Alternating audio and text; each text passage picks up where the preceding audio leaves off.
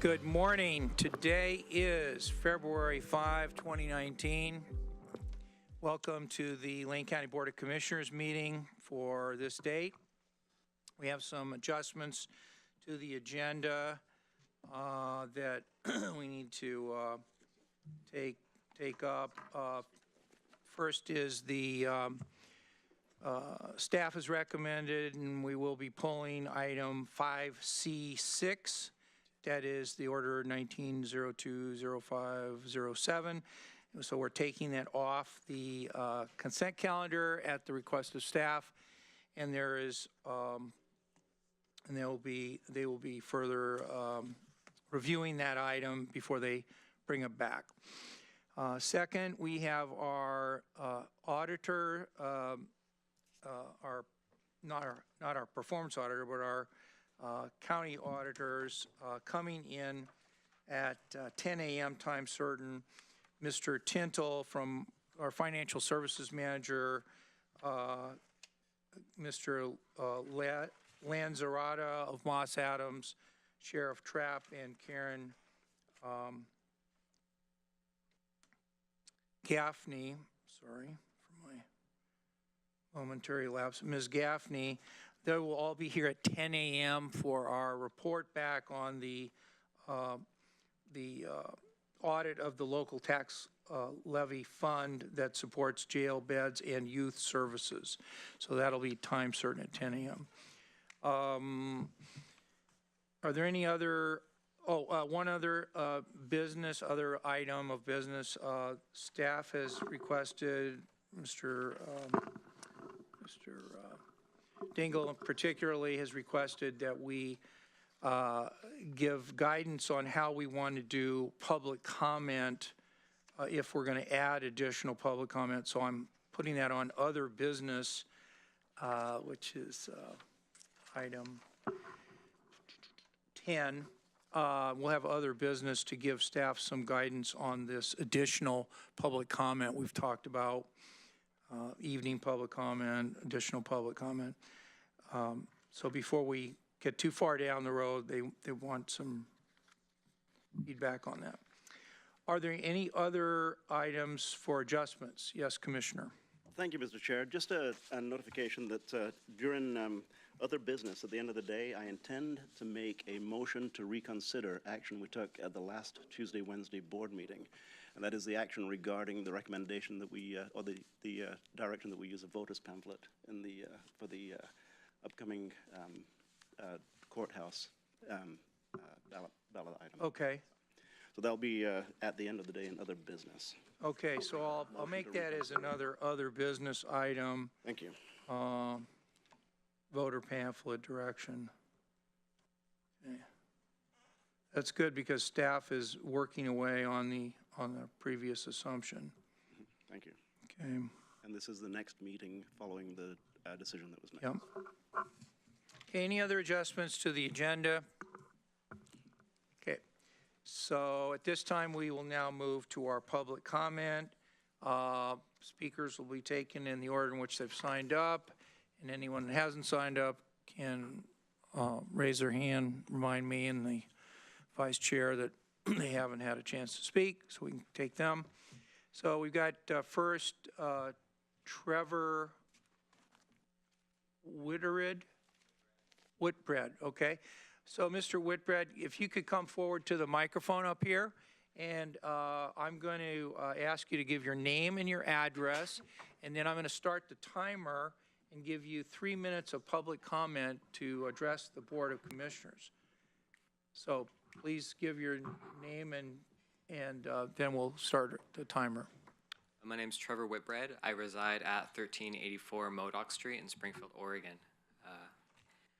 So good morning. It's good to see you all. I guess I wish I could be here under more pleasant circumstances, but I'm glad I get to give comment on an issue that I think is really important to me. So I want to approach you today about the news coming out of a press release from Innovation Law Lab about the Sheriff's Office collaborating with immigration enforcement.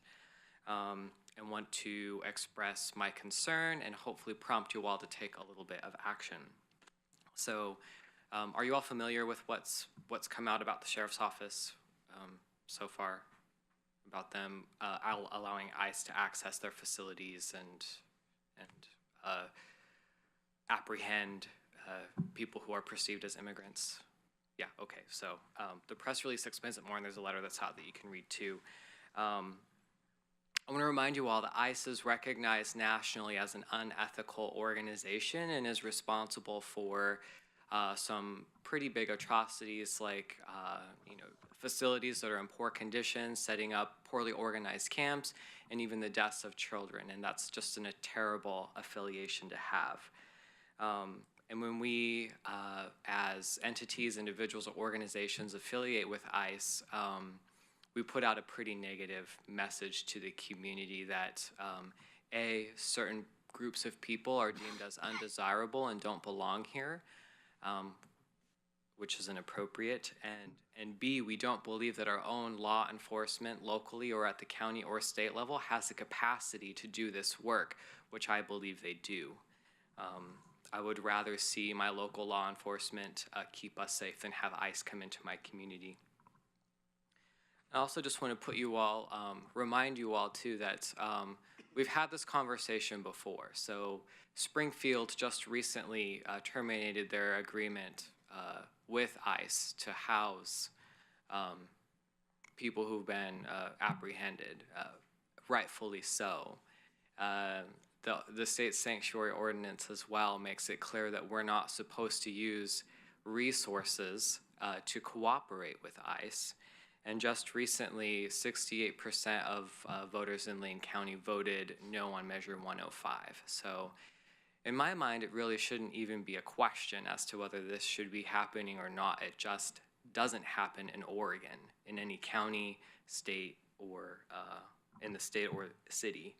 What I would like you to do as commissioners and elected officials is consider putting out your own statements, making it clear to our community that this practice is unacceptable and that you would like the sheriff to reconsider their position, and also to remind your staff in different departments at the county, all departments really, about the importance of non-discriminatory policies. Thank you very much for your public comment. Thank you. Really appreciate it. Okay, next up is David Sayes, and I'm sure I didn't pronounce your name properly, so please give your name and proper pronunciation, where you live, and after you do that, I will give you 3 minutes to address the board. All right, thank you. Yeah, my name is David Sayes. I live at 860 East 23rd Avenue in Eugene. Welcome. Thanks. So I'm here to talk about a similar issue, the same issue as Trevor.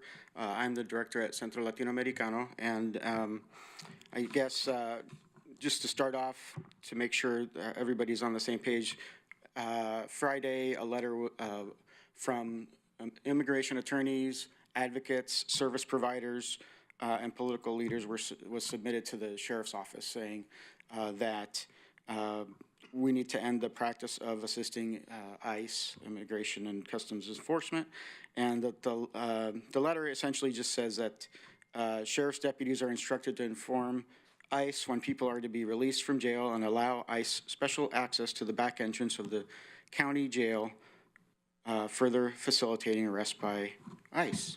So, so what we're hearing is that there's a facilitation of arrests from the county sheriff office with ICE, and that appears to me to be a violation of the law.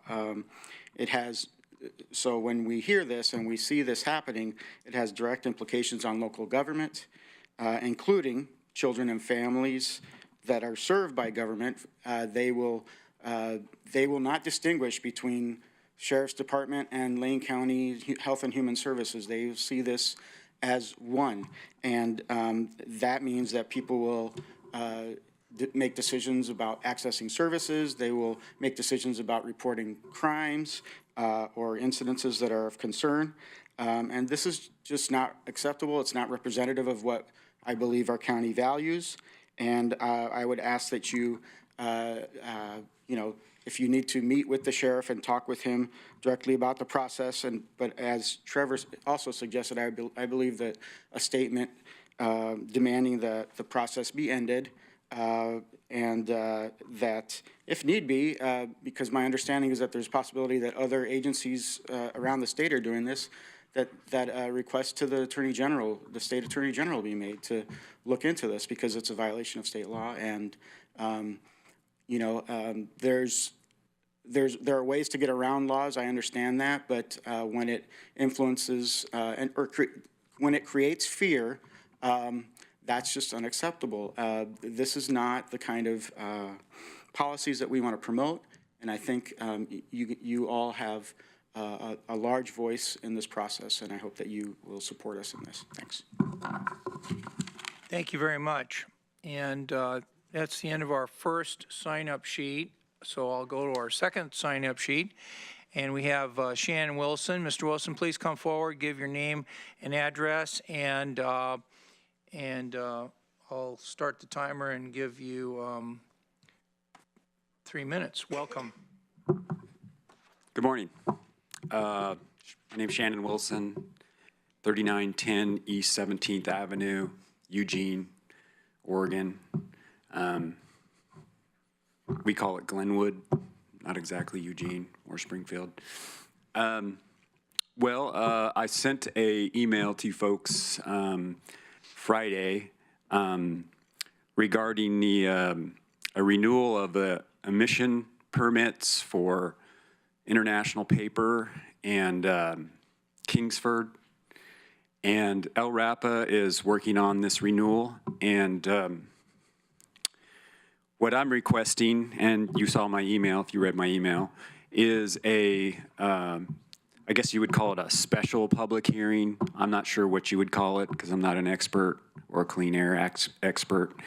But what I'm requesting is that LRAPA get together with International Paper and Kingsford and actually present to the public what kind of mitigation measures they could implement to clean up their emissions.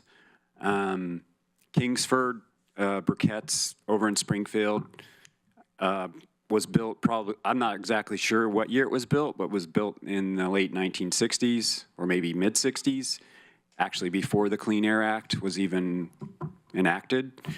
And International Paper, or the facilities that used to be Weyerhaeuser, I guess it changes hands every, 10 or 20 years.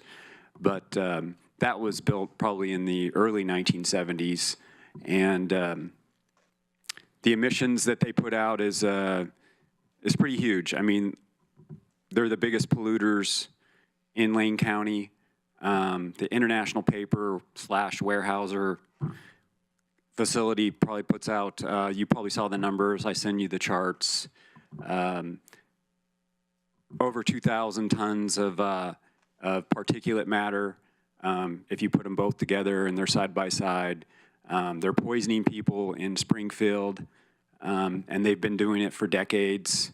And as far as I'm concerned, they haven't really stepped up to clean up their air and put out less poisons on the people in Springfield. Sometimes that air actually, and during inversions, will come over to Eugene and you'll smell it, the sulfur dioxides especially. So I just feel like the public should have some sort of avenue to provide input before the draft renewal is issued. Like I said, my email, I think it's backwards. I think the public should be invited to participate and see what's possible as far as mitigation before the actual draft permit is put out. Because I feel like that by that time they've already negotiated. Thanks. And Thanks very much for I'd your like public comment. thank you. Thank you. Okay. Okay, we have one more person that signed up, Jason Herbold. And welcome, Mr. Herbold. Please give your name and your address, and then I'll start the timer and give you 3 minutes to address the board. Welcome. Welcome. Good morning. My name is Jason Herbold, and I reside where I lay my head at night. Basically, I'm training right now to climb a large mountain. Excuse me. So I was in here in your city, and I've had the opportunity to stay at some of your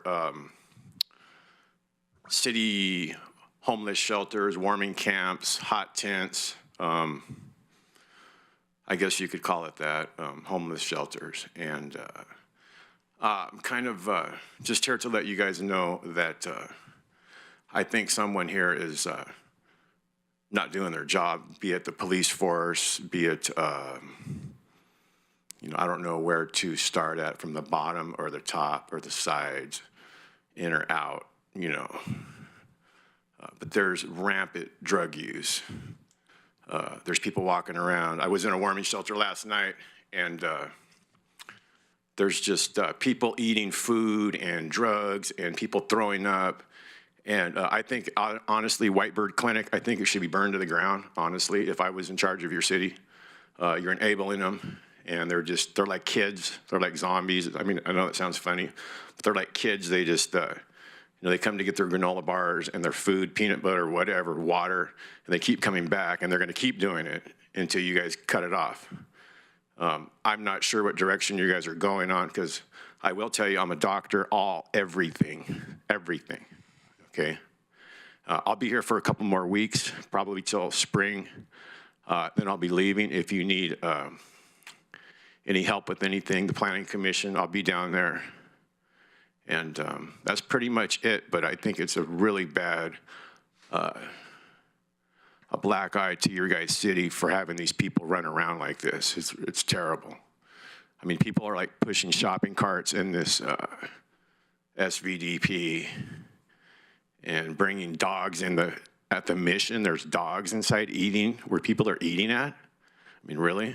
So anyways, that's all I got to say. Thank you for letting me share. My name's Jason from Ventura, California, astronaut. Thank you very much.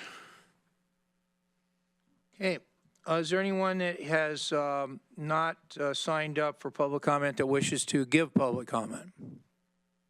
Okay, well, thanks very much for your public comment this morning. We will now move to a initial 2-minute round of commissioner responses to public comment or other issues and remonstrances. Are there any commissioners that want to be recognized for this purpose?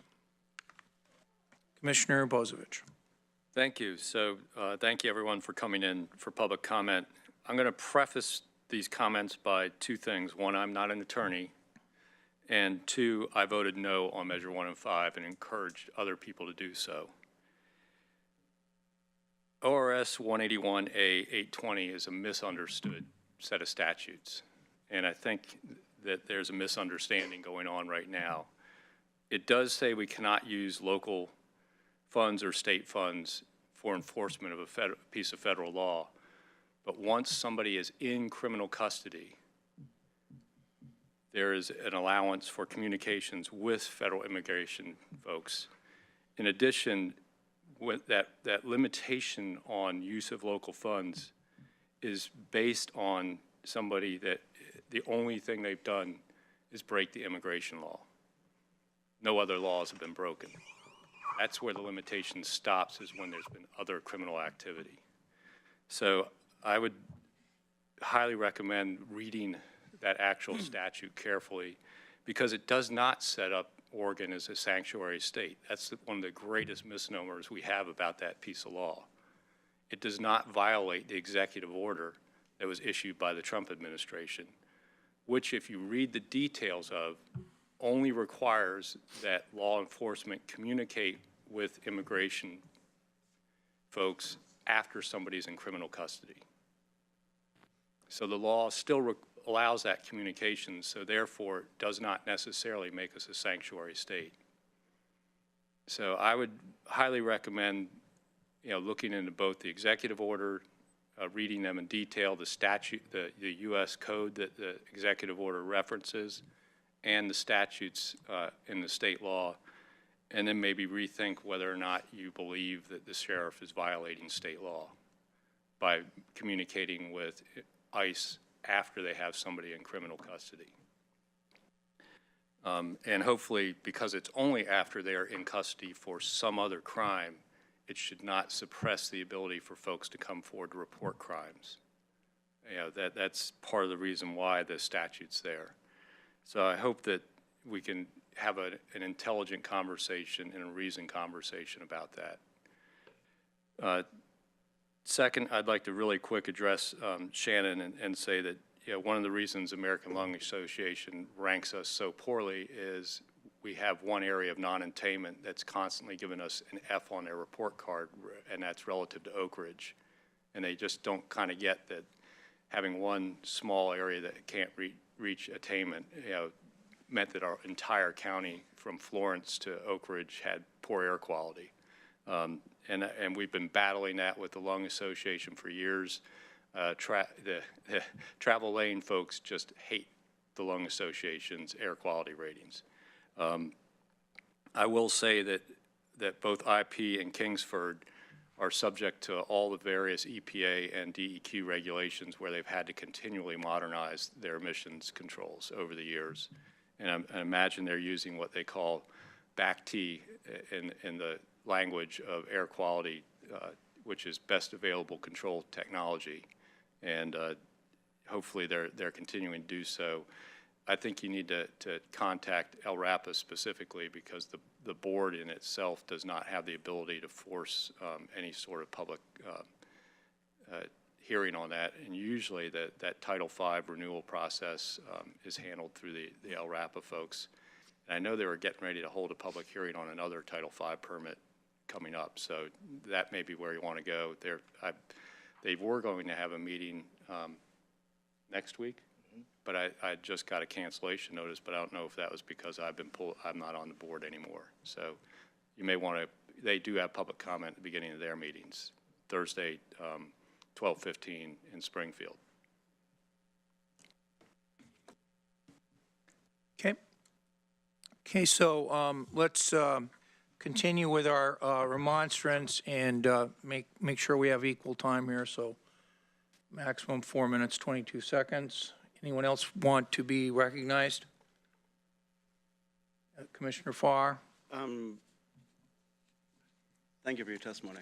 As I mentioned to you before the meeting, I rarely see you all together. I see you separately quite often, but it's good to see you all together. Thank you for the testimony, and this board will follow through on that. Thank you. I just wanted to mention over the weekend, I had a opportunity to meet with a couple of students in my office, Nate Quest and Harrison Clark, who I met at Willamette High School, the seniors at Willamette High School, and they were presenting on homelessness as a part of a public policy forum that is done each year at Willamette High School. I had a chance to meet with a number of students. I've reported on that already. But Nate and Harrison are highly interested in the efforts that we are undergoing at Lane County, particularly as we work together with the City of Eugene and the City of Springfield, addressing conditions surrounding homelessness, in particular shelter and various steps all the way to permanent housing. So Nate and Harrison, when I asked them what they're going to do next year, instead of talking about college, they said, we're working on homelessness. Well, they're both going to go to college too, but working on homelessness is what they're interested in doing. So what I'm talking about there is we have really a groundswell of young people, the next generation of people who are identifying that people are homeless because of conditions that surround homelessness, not because of any personal lack of understanding or lack of ability. So what they're interested in is addressing the conditions surrounding homelessness and responding appropriately with shelter, housing, and permanent housing. I was pretty excited to see Nate and Harrison in my office over the weekend, and I'm looking forward to working with them. Nate and Harrison, thank you very much. Thank you, Mrs. Simmons, Leslie Simmons, and Steve Miller. Not the pompatus of love, Steve Miller, but Mr. Steve Miller from Willamette High School for the work that you do with the students, invigorating them and making certain that they're keeping an eye on government and what they can do to help change government at the very base level. Thank you. Okay, thank you. Commissioner, our Vice Chair, Thank you, Chair. Commissioner Buck. I wanted to first respond to the first two gentlemen that spoke. I do support Oregon sanctuary law and want to ensure that we locally are following all the rules associated with that. And I believe that perhaps we might need some response from the Sheriff's Department as to what's happening from their perspective to be able to analyze the situation and follow up should we need to. So that's where I just want to at least recognize you and know that I heard you and understand where you're coming from. In terms of Mr. Humboldt, hopefully I said your name right. I wanted to thank you. I want to thank all the speakers, of course, but you know, drug use within the homeless community or an unhoused community is significant. And that is something that we do need to work on. And so I appreciate you continuing to bring things like that to our attention. I think it's known that this is an issue, and wraparound full services can help address that. We'll be addressing that through the TAC report, I believe, and hopefully we can work on bringing that down. Okay. Can you hear me? Is this on? Okay, thanks. First, Shannon, it's nice to meet you. Yes, I did get your email, and I want to let you know that while Commissioner Bozovich has been on LRAPA, in fact, up until recently chaired LRAPA and is much more familiar than I got a 2.5-hour orientation to LRAPA yesterday afternoon, and I brought your email up. And the answers, the response I got made sense to me, at least at this early juncture. And what I was told was that a woman named Jo has already spoken with you for quite a while about their process. What I was told was that their process in no way eliminates the opportunity for public comment. And there's the mechanism, and they told me they have and would again make sure you knew that. And the fact that I get, you know, conceptually I got where you're coming from. So the point that there's a draft regulation before the public comment in no way is what I've been told, in no way railroads the process from that comment, in fact, being heard and modifying if appropriate and necessary. So I want to let you know I followed up on that, and that's the information. To the people that spoke on the email that we did receive and read about, I believe it's Rachel Hecht's. I don't know the details, and I want to find out the details. I have no problem saying that I support Oregon being a sanctuary state. I support Lane County being a sanctuary county.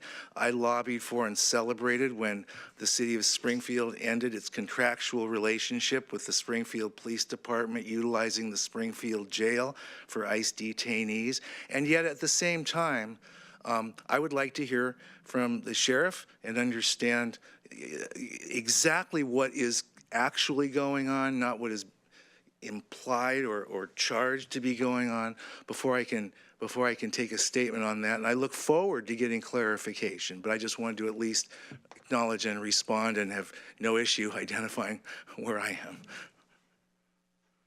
Okay, thank you.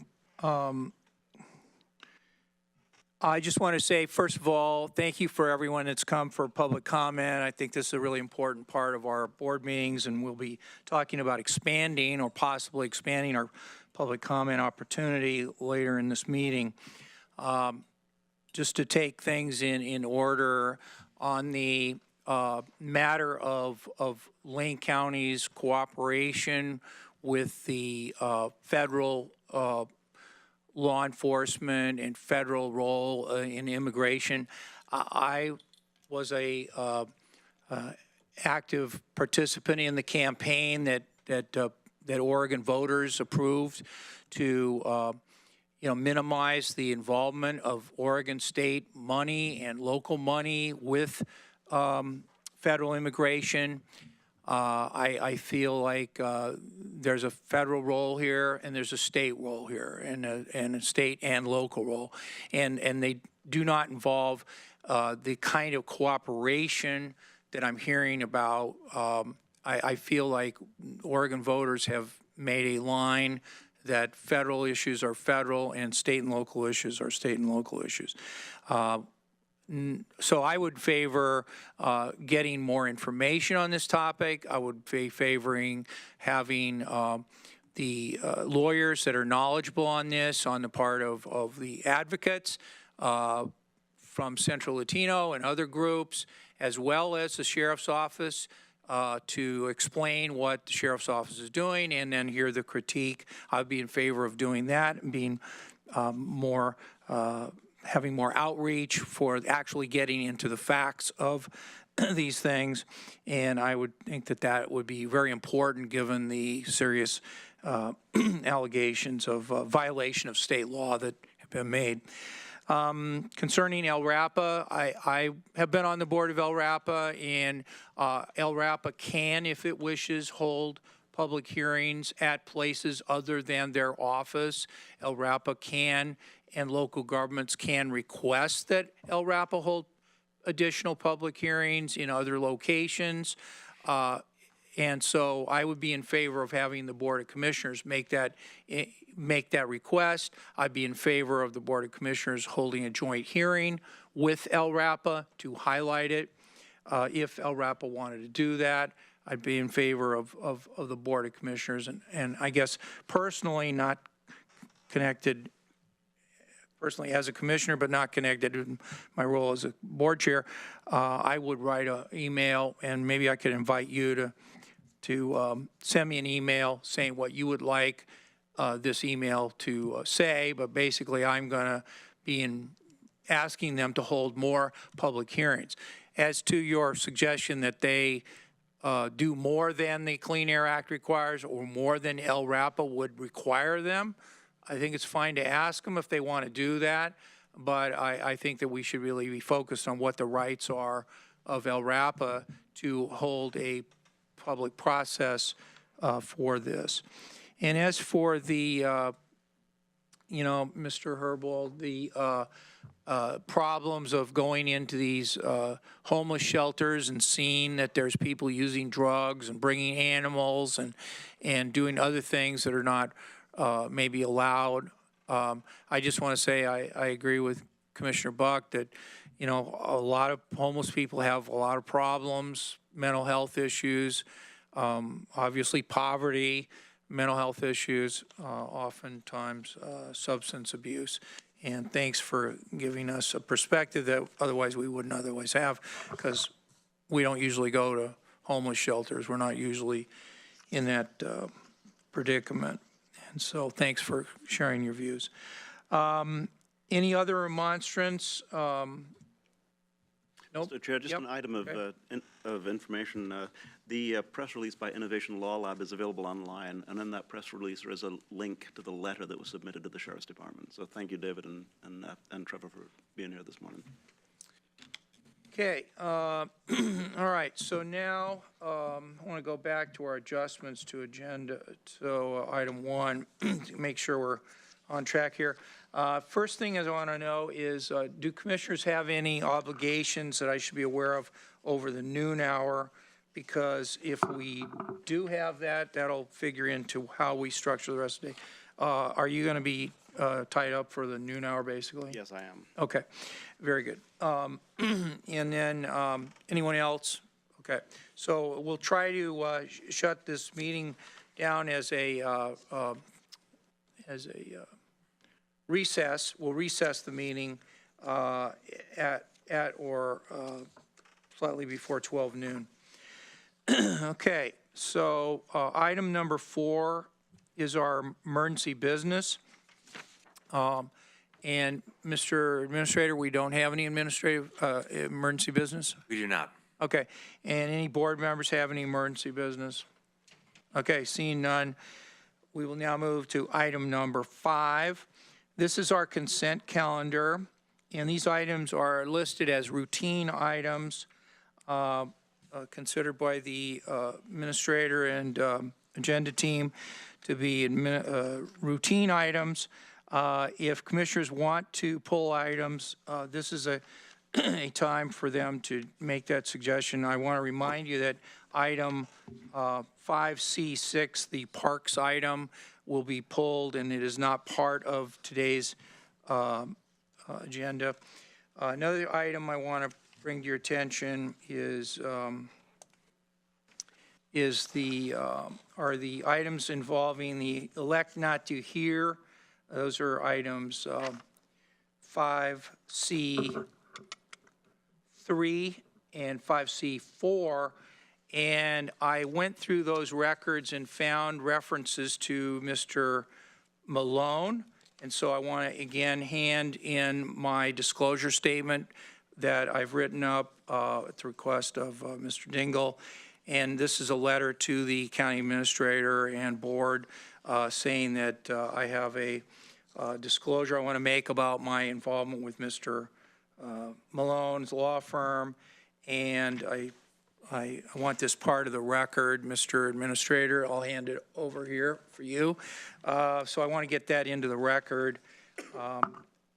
And I'll remind our public works staff, and for that matter, everybody, I'll remind them that for those items that you're aware of involving possible conflicts of interest or disclosures that commissioners routinely make, that it's very helpful to the commissioners to have that identified ahead of the meeting so we can put these kind of disclosures on the record when they're required. Having said that, I am now ready for any other comments before we go to a motion on approving the consent calendar. Any others? Nope. Okay. Is there a motion to approve the consent calendar? I'll make a motion to approve the consent calendar with the exception, excuse me, of item 5C6. Okay. So there's a motion. Is there a second? Second. Okay, it's been moved by Commissioner Buck, seconded by Commissioner Burney to approve the consent calendar as printed, except for item 5C6. And all those in favor, please say aye. Aye. All those opposed, please say no. The motion carries 5-0, and we're done with the consent calendar. Are you here for county administration announcements? County Council? Yeah, county council announcements. No, I think Mr. Cheney's here for another, Oh, item okay. 7B. Okay, very good. So we'll hold off on item 6 at this time, and I think we're ready now for item 7A, county administration announcements. Just a few items, Mr. Chair, some positive news I want to share with the board. We one of the things that we've really focused on in the course of the past year and a half is employee recognition, engaging our employees and recognizing our employees for the great work that they're doing every day. Each month we recognize a number of employees in different ways, and as the board knows, through our new strategic plan for 2018 to 21, we identified 3 core behaviors that we most value in our employees: a passion to serve, a drive to connect, and a focus on solutions. And we've made coins, these challenge coins, that on one side they all have, there are 3 different coins, but on each of them they say to improve lives, and it has the county logo on it and the year of incorporation in 1851. And on the other side it has a different core behavior. This one is focused on solutions. This one shows driven to connect, and this one shows a passion to serve. I'm going to pass these out to the board so that you can. But there's only one of each. There should be 5, right? It won't be any by the time it gets down to it. So I wanted you to see those, and I just wanted to call out some of the individuals. This was in our employee newsletter yesterday that we've recognized in the last month. Emily Bowles from Public Works Lane Event Center for her focus on solutions. Fred Harp from Public Works General Services for his passion to serve, and Randy Minyard from Public Works Road Maintenance for his passion to serve. And in Health and Human Services, Linda Bravo, who many of you have interacted with, Linda Bravo and Laurel O'Rourke, both from Health and Human Services, our Human Services Division, for their passion to serve and the great work that they've done on the Camp 99 effort. Chris Peck from Health and Human Services Developmental Disabilities Services Division for his focus on solutions. Ellen Thornton Love from Health and Human Services Behavioral Health for her focus on solutions, and Perry Williamson from Health and Human Services Developmental Disabilities for focus on solutions. So in addition to our Emerging Leaders program and our new supervisor training and creating opportunities to promote employees from within the organization. We're working on celebrating the great work of our employees, and I just want to share some of those individuals, their great work, and at least one of the ways that we recognize them. We also bring employees in front of the board, and we're going to be doing that in the next couple weeks to recognize some of the great work happening there. I also last week had the opportunity to visit our Short Mountain landfill and recognize the crew, the Short Mountain landfill crew, for an incredible effort that they did in October. There's a fuel tanker that spilled in Douglas County near Scottsburg on Highway 38 in October, and around 10,000 gallons of gasoline and diesel fuel was spilled. And it created a huge environmental contamination issue. DEQ was engaged, and there was an issue because in Douglas County they didn't have anywhere for all of that contaminated fill to go. So our landfill stepped up and said, we can take that fill. And this crew took nearly 1,270 loads of contaminated soil over 13 days, an average of 130 loads per day, on top of the over 100 individuals that are coming to the landfill every day.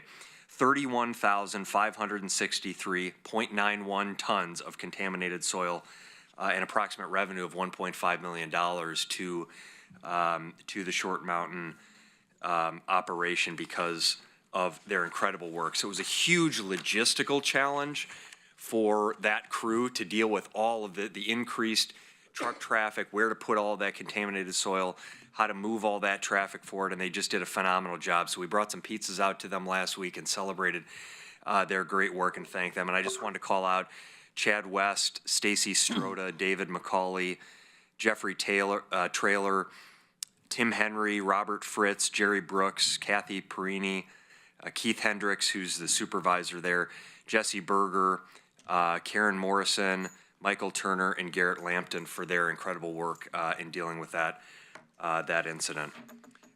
Finally, I just want to announce that we have a new emergency manager who is going to be starting on February 19th. We've done a national search recruitment for a new emergency manager, and that role has transitioned over to have a more central focus in the organization.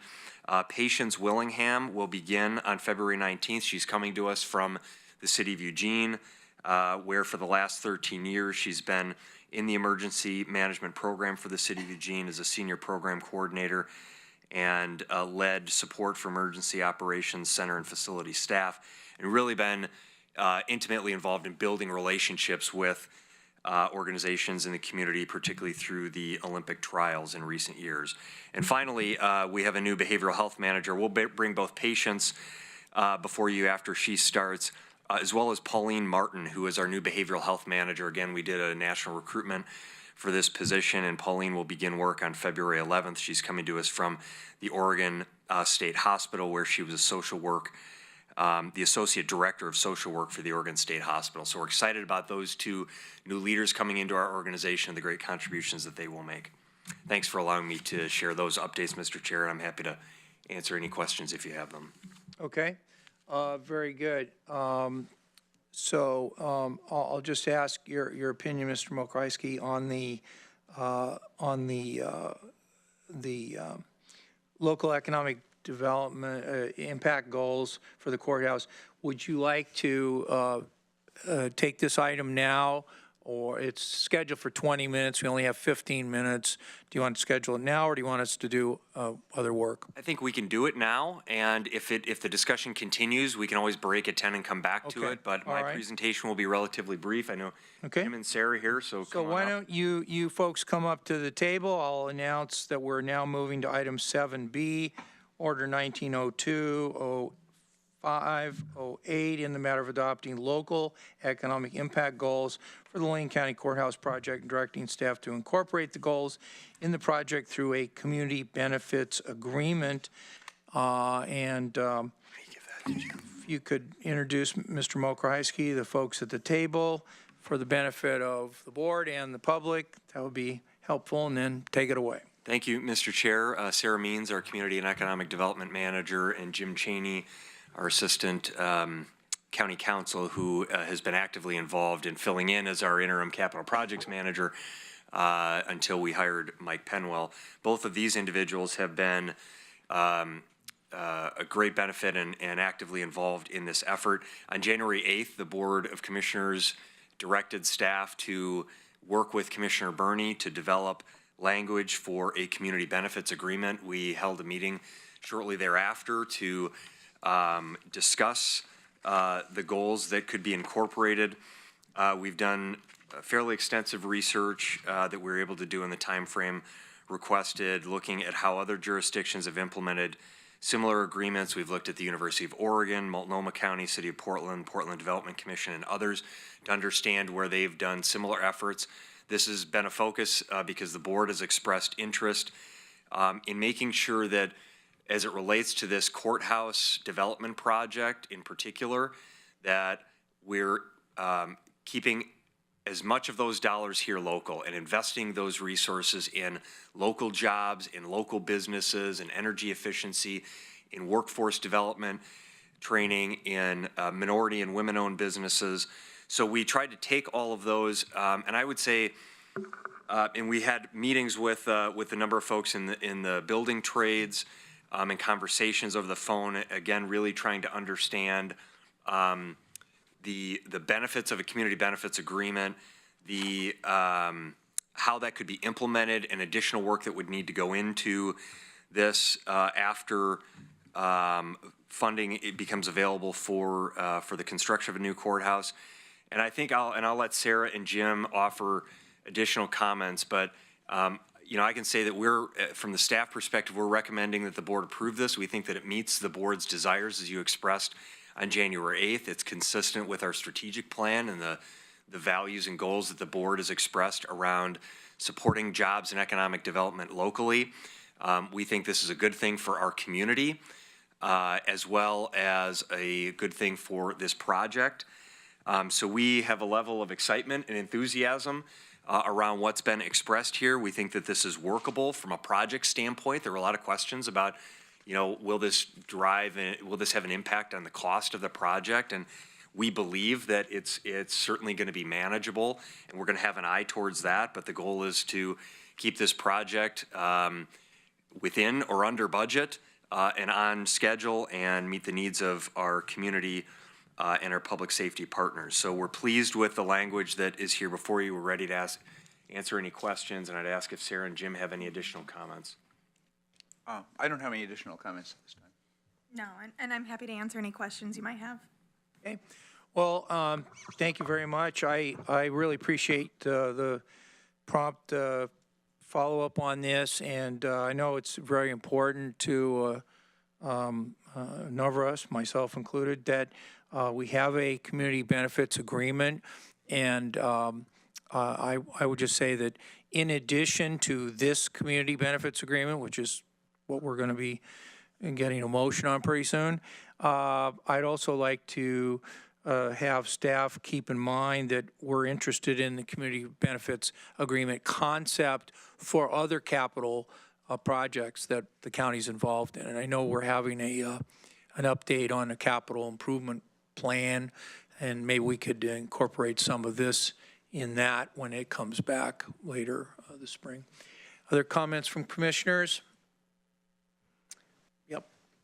So I just want to say I'm really excited about this concept. The old project manager in me that ran contracts from the public side had to deal with, you know, various restrictions placed on public contracting, and also, you know, previously bid on contracts from the private side, is always wary of preconditions for contracts and what they can do to cost.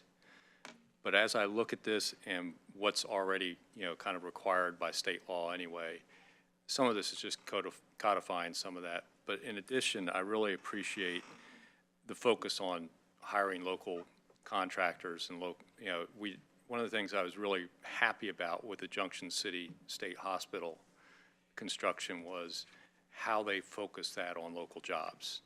And not only just in the construction, even after construction, they focused a lot of their janitorial services, food services on contracting out of the local area versus going outside.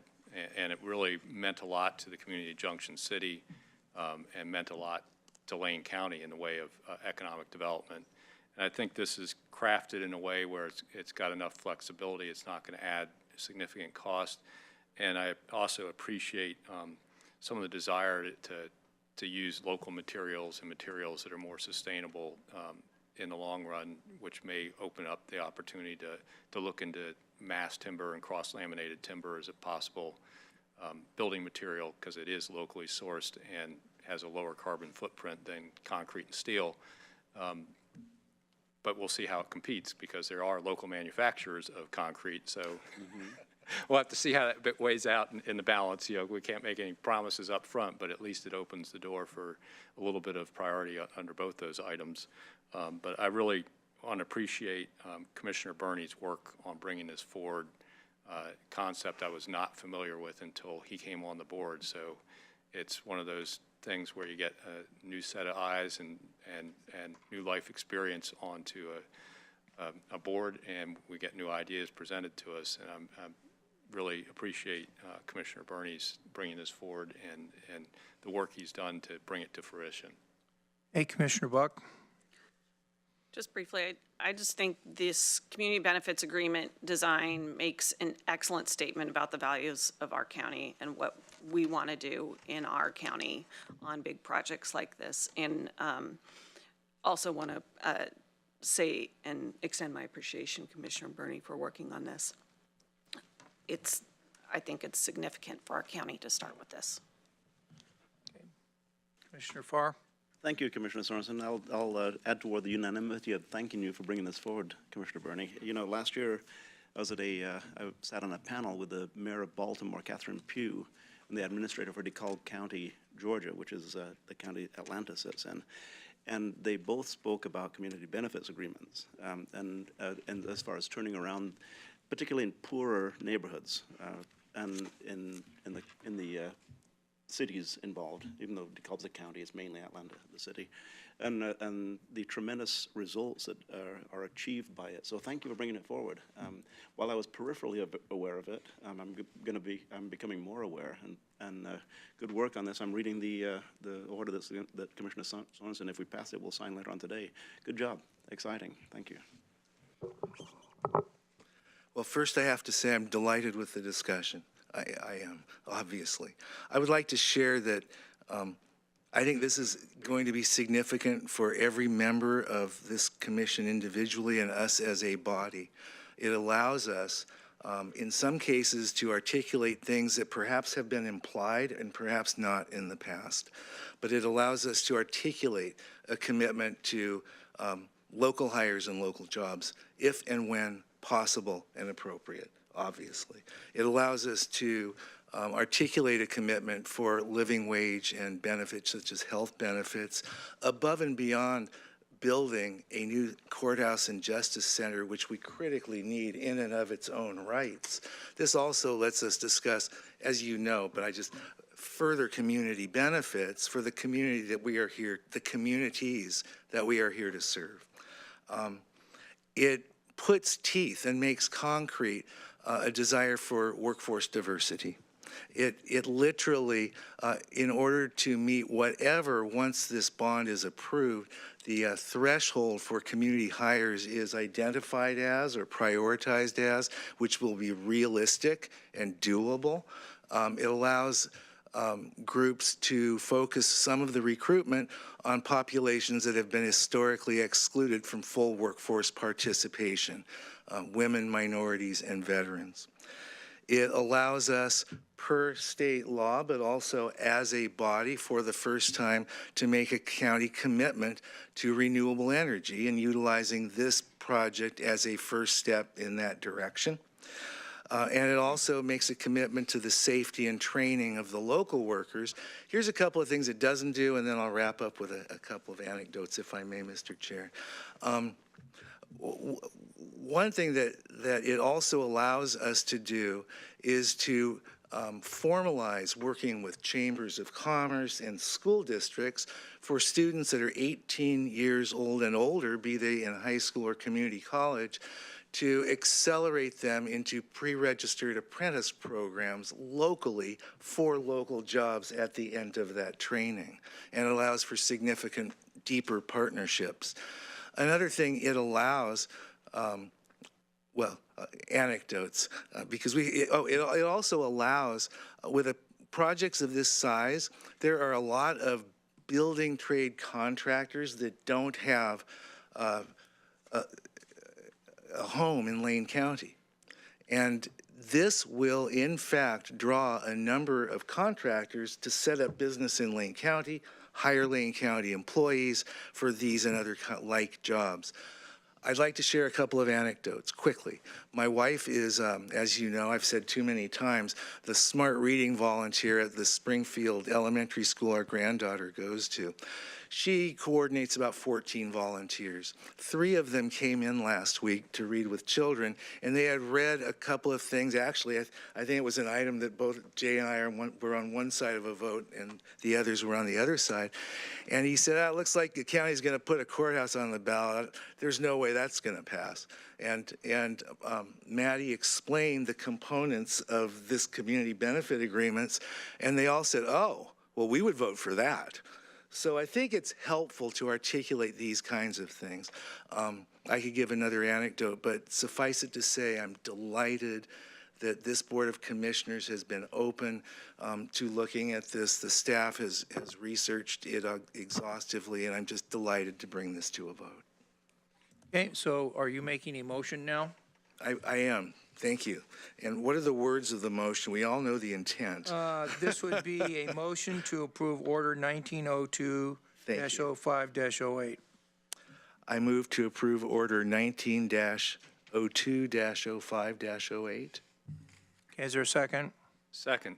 Okay, moved by Commissioner Bernie, seconded by Commissioner Bozievich to approve Order 19-02-05-08. This is our community benefits agreement for the Lane County Courthouse project. Further discussion? Correction. This is not the agreement. Oh, This the is direction. This is defining the elements that will be contained in Yeah. an agreement. Thank you. This is not the agreement. This is the direction to incorporate the goals through an agreement. Thank you. Yes, sir. So I just want to say I'll be voting to support this, but what I would like to request maybe of the board, that because this is direction to form an agreement and it's generalized, the devil's always in the details. And having been a long time involved in the courthouse project and a past person that's been heavily involved in public contracting, I would like to serve with Commissioner Bernie in helping develop those details as on behalf of the board, as we are also developing other things together relative to courthouse. Okay, good. Okay, anything further on this matter? Just very, very briefly, Mr. Chair, the panel that I sat on with the Mayor of Baltimore, and she talked extensively about community benefits agreements in Baltimore and the success of them. The panel that I sat on was gaining public support for county city initiatives, and talked very strongly about how it did such. So, well done, and congratulate Maddie for bringing that to a smaller group of people and spreading it at the grassroots level. Very good. Okay, so we'll go to a vote. All those in favor, please say aye. Aye. All those opposed, please say no. The motion carries 5-0. The order is adopted. Thank you very much to staff for your role in this.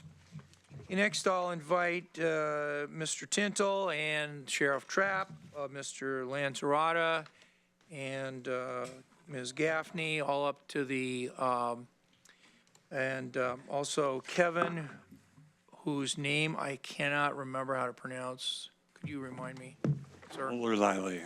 Merliley. Yes. Merliley. Very good.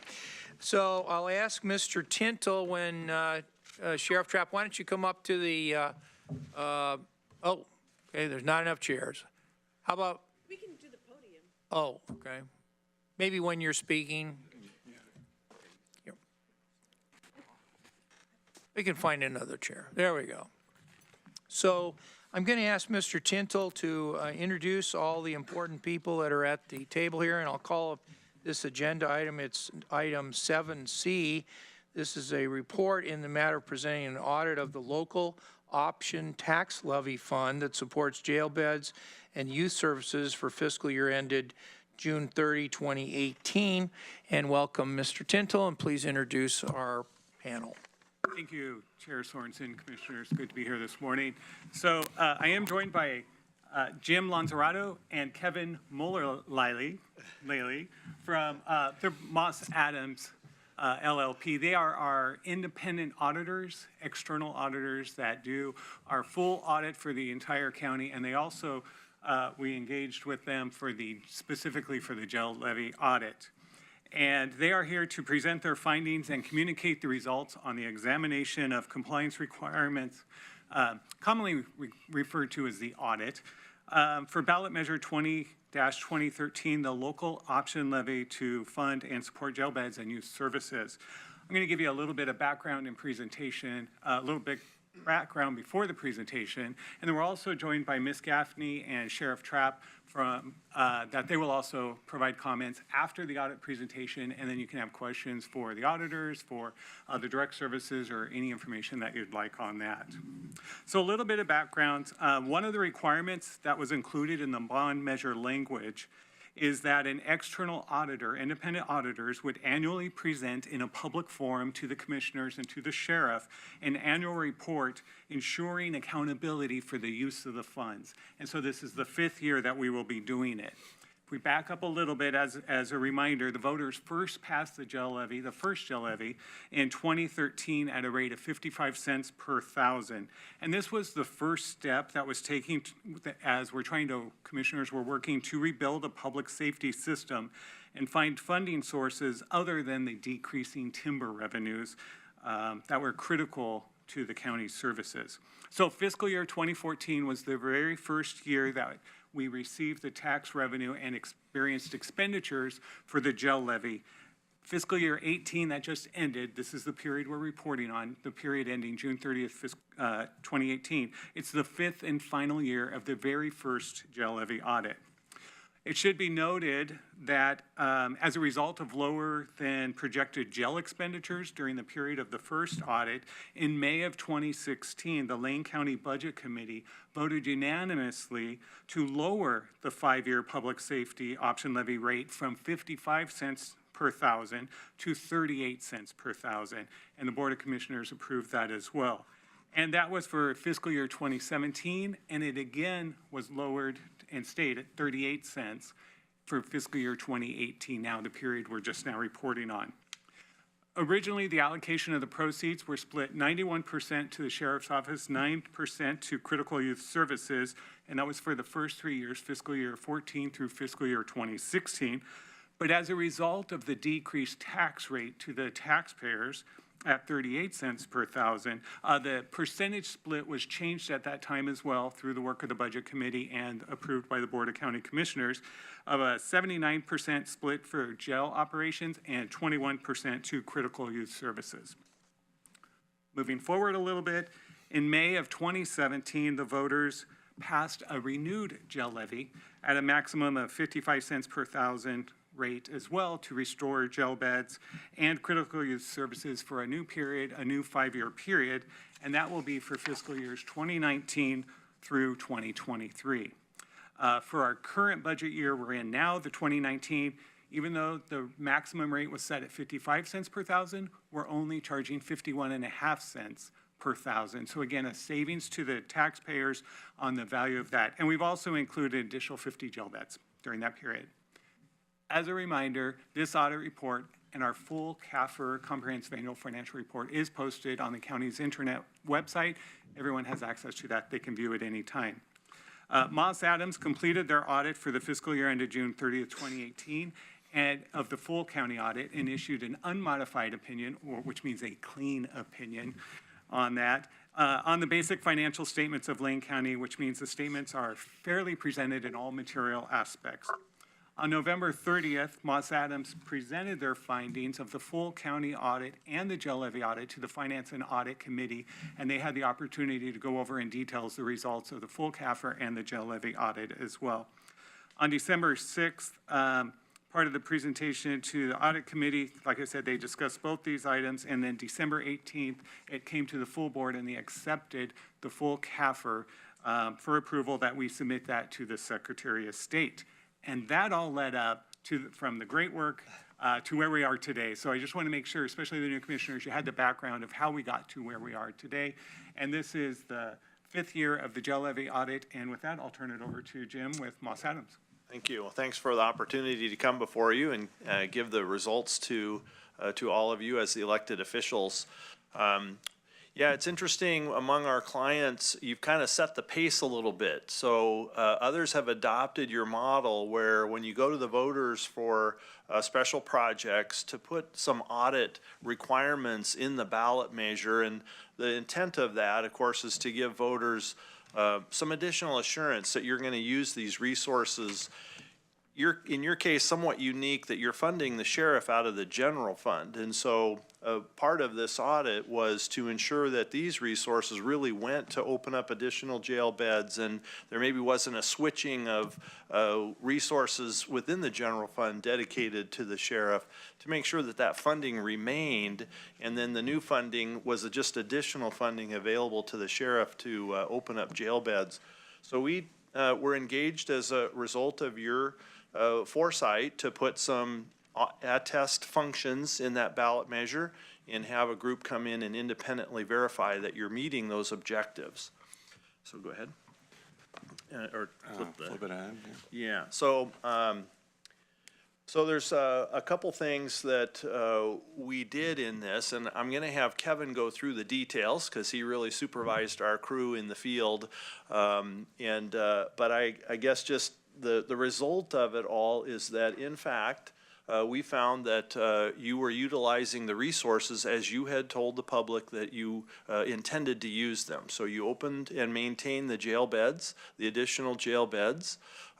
You put the resources within a particular fund that we could audit so that we can determine that all the money that came in from that dedicated property tax was in fact used for the jail and to youth services as intended. And I would like for Kevin maybe to walk us through a little bit more of the details of what we did. Thanks, Jim. I think Robert did an excellent job laying out the background, so I'm really just going to talk about the results of that. There was 2 board orders, the original one and then the one that changed the allocation. So there are 6 main things in the board orders. The first one is that you're going to have a local option levy tax fund, and we audited that fund as part of our audit of the county's financial statements. We see that there's good internal controls in place to make sure that the funding is properly allocated between the jail and youth services. And so that's in really good shape. You told the voters that you would continue using general fund resources for spending on jail services, and in our audit we saw that that's indeed the case. You know, we got down to the nitty-gritty in your general ledger that Robert works on and his team, and we see that the controls are in place to make sure that the general fund is spending dollars on sheriff's office expenditures. Third item is regarding the actual jail beds, and we visited your jail. Sheriff really helped us out there to set that up. There's a lot of things we have to sign off before going in there, but we did that walkthrough again this year, and we saw that there were at least 255 jail beds in operations. We also saw that there's counts that are occurring 3 times a day, so we can see what the jail count is throughout the day. And then on the other side of things, we saw there's 16 youth detention beds and 16 youth treatment beds in operations at the detention facility, and we did a walkthrough with the youth services team as well. Then the final 2 items is the allocation. So that allocation, as Roberts said, for FY18 was 79% to jail operations and 21% for critical youth services. We saw that that allocation is being followed. And then finally, the local option levy fund received a clean opinion, as we've talked about, and you know, there were no audit adjustments required. So the numbers that staff put together were in good shape.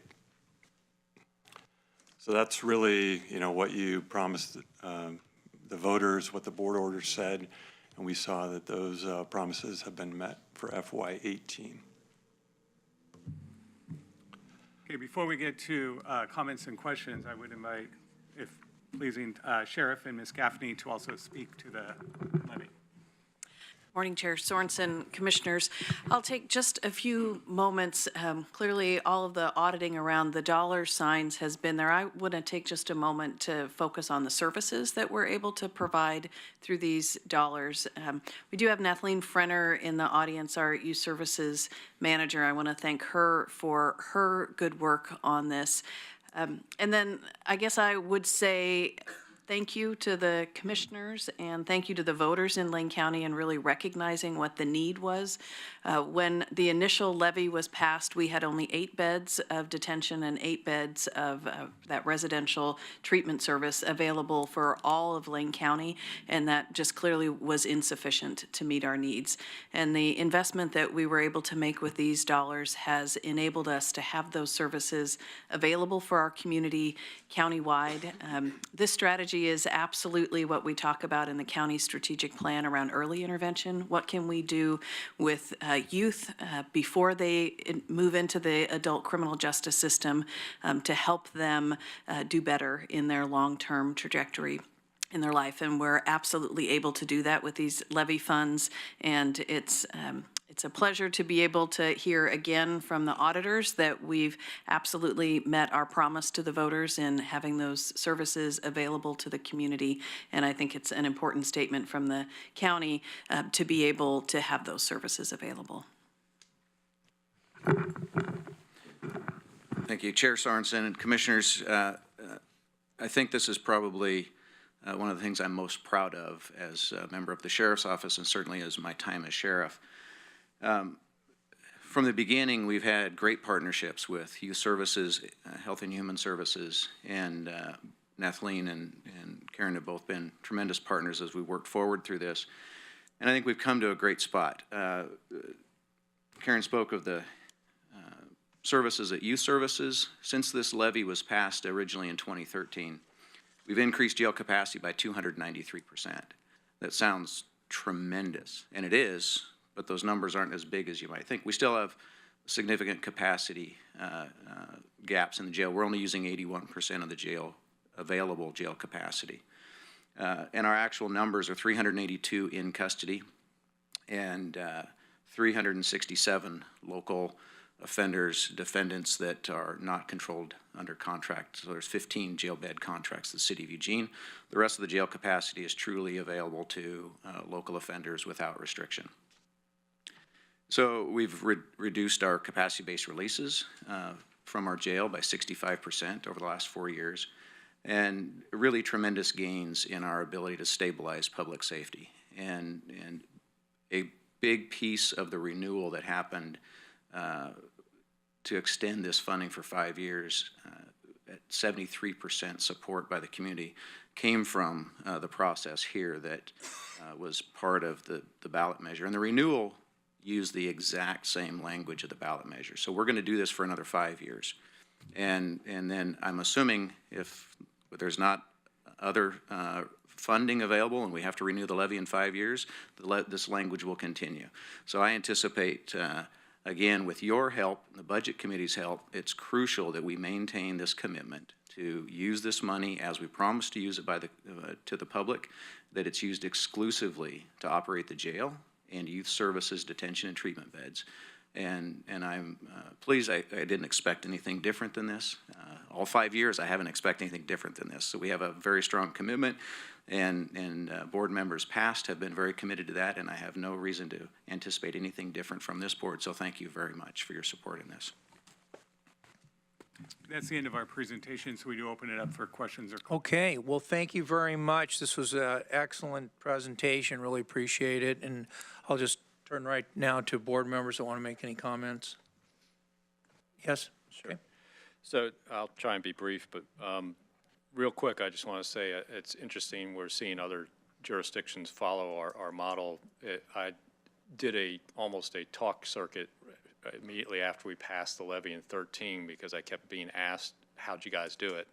and presented to AOC and other bodies about what we did. And the thing I talked about most of all was, clearly defined outcomes for what the money was going to be spent for, and then the third-party auditing that we were keeping those promises was one of our strategies. As Josephine County and Curry County were having multiple failures of measures. Even Polk County had some failed measures. Everybody was wanting to know, how did Lane County do it? In 2013, we were still coming out of the recession. People weren't really voting for money measures very well, and I think this was a big part of it. So I want to thank the audit team and our finance folks for keeping us clean and helping us keep those promises. I want to just real quick, Karen, when we were down to 8 detention beds and 8 treatment beds, we kind of got staffed down to the point where we couldn't maintain 24-hour intake. And going back up, we were able to restore that. Can you talk a little bit about that impact? Because that's something that's not really defined in the measure, but was a result and is so important, I don't think the public understands. Thank you, Chair Sorensen. Commissioner Bozovich, as the sheriff indicated, a lot of this work has been about partnerships, and I think about our ability to staff intake 24/7 really is part of our work in partnering with the rest of the public safety system. Our intake unit, as it might sound from the name, is how youth who are in custody come into our care at youth services, and so that's making sure we're available to local law enforcement agencies when they need us to be available to bring children in, and then also to have that dedicated staff to do that work as a youth is first entering our system, to make sure that we have the staff who are available to do that whenever they're needed to do that. So that has been a huge piece of allowing us to fully staff that intake function and be available to our public safety partners and our families and kids 24/7. Clearly, detention has always been a 24/7 operation, but in the past we had to pull from those services in order to meet emergent needs. So this has enabled us to really build that system. We've talked a lot as a county about our 10-year public safety plan, and the addition of the levy funds absolutely enabled youth services to move into that phase 2 solidly of being able to better meet the needs in the community. So before you reopen 24-hour intake, what would happen if somebody was arrested when intake was closed, if a minor was arrested? So now you've created a situation where I'm going to ask Nathleen to come up to the podium and give you a better detailed sense of what that would look like.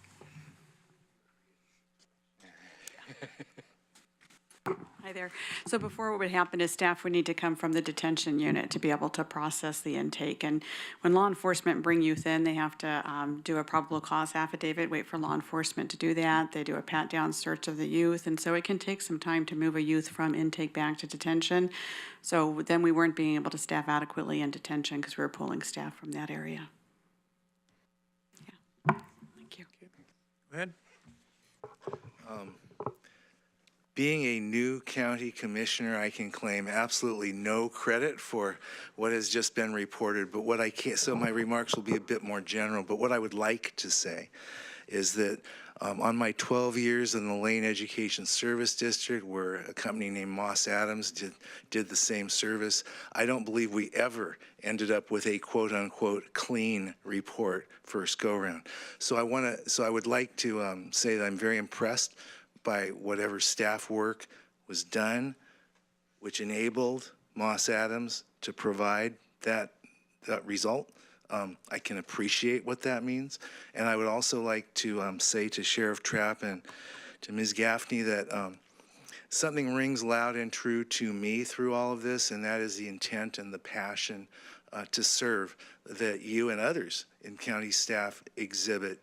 And I have been so thoroughly impressed with that, and I just want to take this opportunity to share that with you both. I fail to see any reason why one would not want to be associated with this type of good work. Pat, and then Commissioner Buck. Thank you. Very quickly, I'm blessed to be able to sit and see you three and Jeannie make presentations all the time about good news regarding the county's financial obligations, financial performance. So it's good to see you again. Good news once again. Earlier today, I was talking about a panel that I sat on in Washington, D.C. with the mayor of Baltimore and the county administrator for DeKalb County, Georgia, which is Atlanta. Now, why would somebody from Lane County sit on a panel with Baltimore and Atlanta? Well, it's because of this, because of what you're reporting on today, because of the success of gaining public support on our first and second public safety levy. So thank you for reporting it, but thank you, Sheriff, and everyone associated with making it happen. I write down quotes, and I'm going to look at you as I make these quotes. You have set the pace for other jurisdictions. They've adopted your model. That says a great deal right there, and Commissioner Bozovich mentioned the talking circuit that he went on. Other people want to see how we did it, because after failing so many times, to pass it so overwhelmingly, and even more overwhelmingly the second time, is a testimonial to the way you handle the collection and the spending of the money. You know, we went down to 38 cents on the first levy and down to 0.515 on the second levy. That is good stewardship of the money. The second quote is, and this is the big one, "That is what you promised the voters, and that promise has been met." Thank you, Sheriff Trapp, for the promise, for meeting the promise. Pass the thanks along to the staff. Nathalie, I see you in the audience. Mr. Solomon, I see you in the audience. Jeannie, thank you very much for everything that went into this. It really is testimonial to how government can operate. Thank you very much. I, too, was not here when this was implemented, but very much appreciate all the work that you've done. It is such a fantastic model for gaining public trust in our vital community services and as well in our fiscal management of those services. And I just want to also thank you for doing that. It's a wonderful place for, a new commissioner to walk into, knowing that this great work has already been done and this foundation been laid, because there's continued vital services that we need to prepare for and work towards, and this just lays a wonderful foundation for that. Thank you. On the renewal, Sheriff Trapp and I met in his office to talk about the timing of the renewal, and ultimately, that decision was a really good one as far as when we went to the voters for the renewal. And what we've seen here today with the jail levy and the youth levy, services levy, really has pulled together a lot of great things. One is I don't think we totally solved, but we made a serious dent in the number of people that were being sent out of the jail. We made a very serious dent in that. We got youth services up at a level that they had never been up to. And then this piece of the audit of the special funds has really proven to be a wonderful addition to the whole thing, because we can now think about how has that helped us with this project, but also how can we work? And we just finished the parks master plan. We are about to, I hope, implement the housing report, that our technical collaborative report. Of course, that takes money. It takes maybe identified money that could have the same kinds of outcomes that we showed in this setting. And so we ought to be thinking about how those kinds of audit requirements can really reassure the public that when we say we need money for a project, a county courthouse, a implementation of a parks master plan, implementation of housing, it really does show people and lowers their fear level that somehow there's going to be a shell game of moving money around. And so to all of you, thank you so much for your work on this. Do we have a sense of when this might come back again? Maybe in a year, roughly, or what would you say, Mr. Tindall? Yes, this is an annual report that we present before. First, it'll go to the Finance and Audit Committee, and typically that's in November at the end of the audit, and then after that, we'll take time to process the final results and present it before the full Board of Commissioners again. So maybe in terms of our workflow, the Finance and Audit members on our board better be prepared for a November kind of session, and then coming back to the board in late January, early February. Yes, actually, the audit report is usually issued November 30th, and so it's the first Finance and Audit Committee meeting in December. Oh, okay, very good, okay. Good. Anything else you folks want to say, or, I mean, this is just outstanding, so thank you so much. Thank you. Okay, oh, we're going to have a comment here? Just a clarification, it was December 20th last year, and it comes back in December every year, has for the last 5 years now. Yeah, actually, I think that, just for your information, we're attesting to your compliance on a fiscal year basis that ends on your fiscal year, in the audit of that special levy fund and all the activity that goes through with the property tax revenues and the expenditures for the jail beds and so forth. That's for the fiscal year period ending in June. So we do our audit work after June 30, so it takes time to work with staff to go and do the work and then write our report and issue it. And so it might be available and issued in November, but it's for that prior fiscal year period of time. That's where we're testing for your compliance. And it has been done every year since. And it's the passage been of the done levy, every year as the since. sheriff promised. Yeah. Thank you. And just for your information, Commissioner Book and I will be your new Finance and Audit Committee this year. So. Yeah, and I might just mention, I know housing is a big issue for a lot of our clients, and you might be aware that Metro issued over a $600 million bond, general obligation bond, to provide resources to address housing, and they too put in the ballot measure some sort of audit or attest function. And so now, as their auditors, we have the privilege to go up and work on, well, what does that mean? So we'll help them craft then what type of audit work. But again, it's another example where I think someone kind of grabbed a model that you've used, not quite in a jail levy setting, but still, you know, a dedicated property tax to provide a specific service. And I like to think that probably carries the day in itself, but maybe sometimes that attest feature just kicks it over the top to get it passed. I'd love a report back on that $600 million levy. Yeah. I say this sincerely, but a bit tongue-in-cheek. So if the actions of this body have generated more work for Moss Adams, perhaps that could be reflected in your charges to this body for some of your services. We no longer charge for smiles. There you go. All right, well, thanks a lot, appreciate it, and we'll see you back here in a year, if not sooner. Thank you. Okay, we are next going to invite up Mr. Solomon and Sheriff Trapp again, and this is item 7D, our report on the Public Safety Coordinating Council quarterly report to the Board of Commissioners. And I'll ask Mr. Solomon to introduce everybody. We estimated this to be a 1-hour item. So we'll be doing, we may be going into our executive session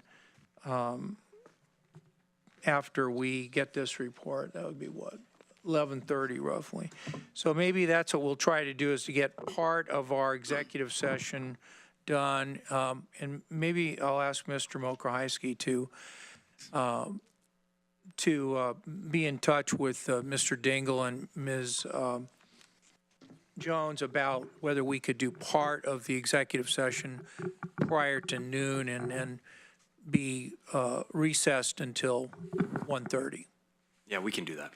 Okay, so at this time, 7D, I want to welcome Mr. Solomon. Welcome, and please introduce the panel on this item. Commissioner Sorensen, Commissioners, thanks for having us today. To my left is Susan Sowards, who is the Principal Planner for Lane Council of Governments and staffs the PSCC. And to her left is Sheriff Trapp.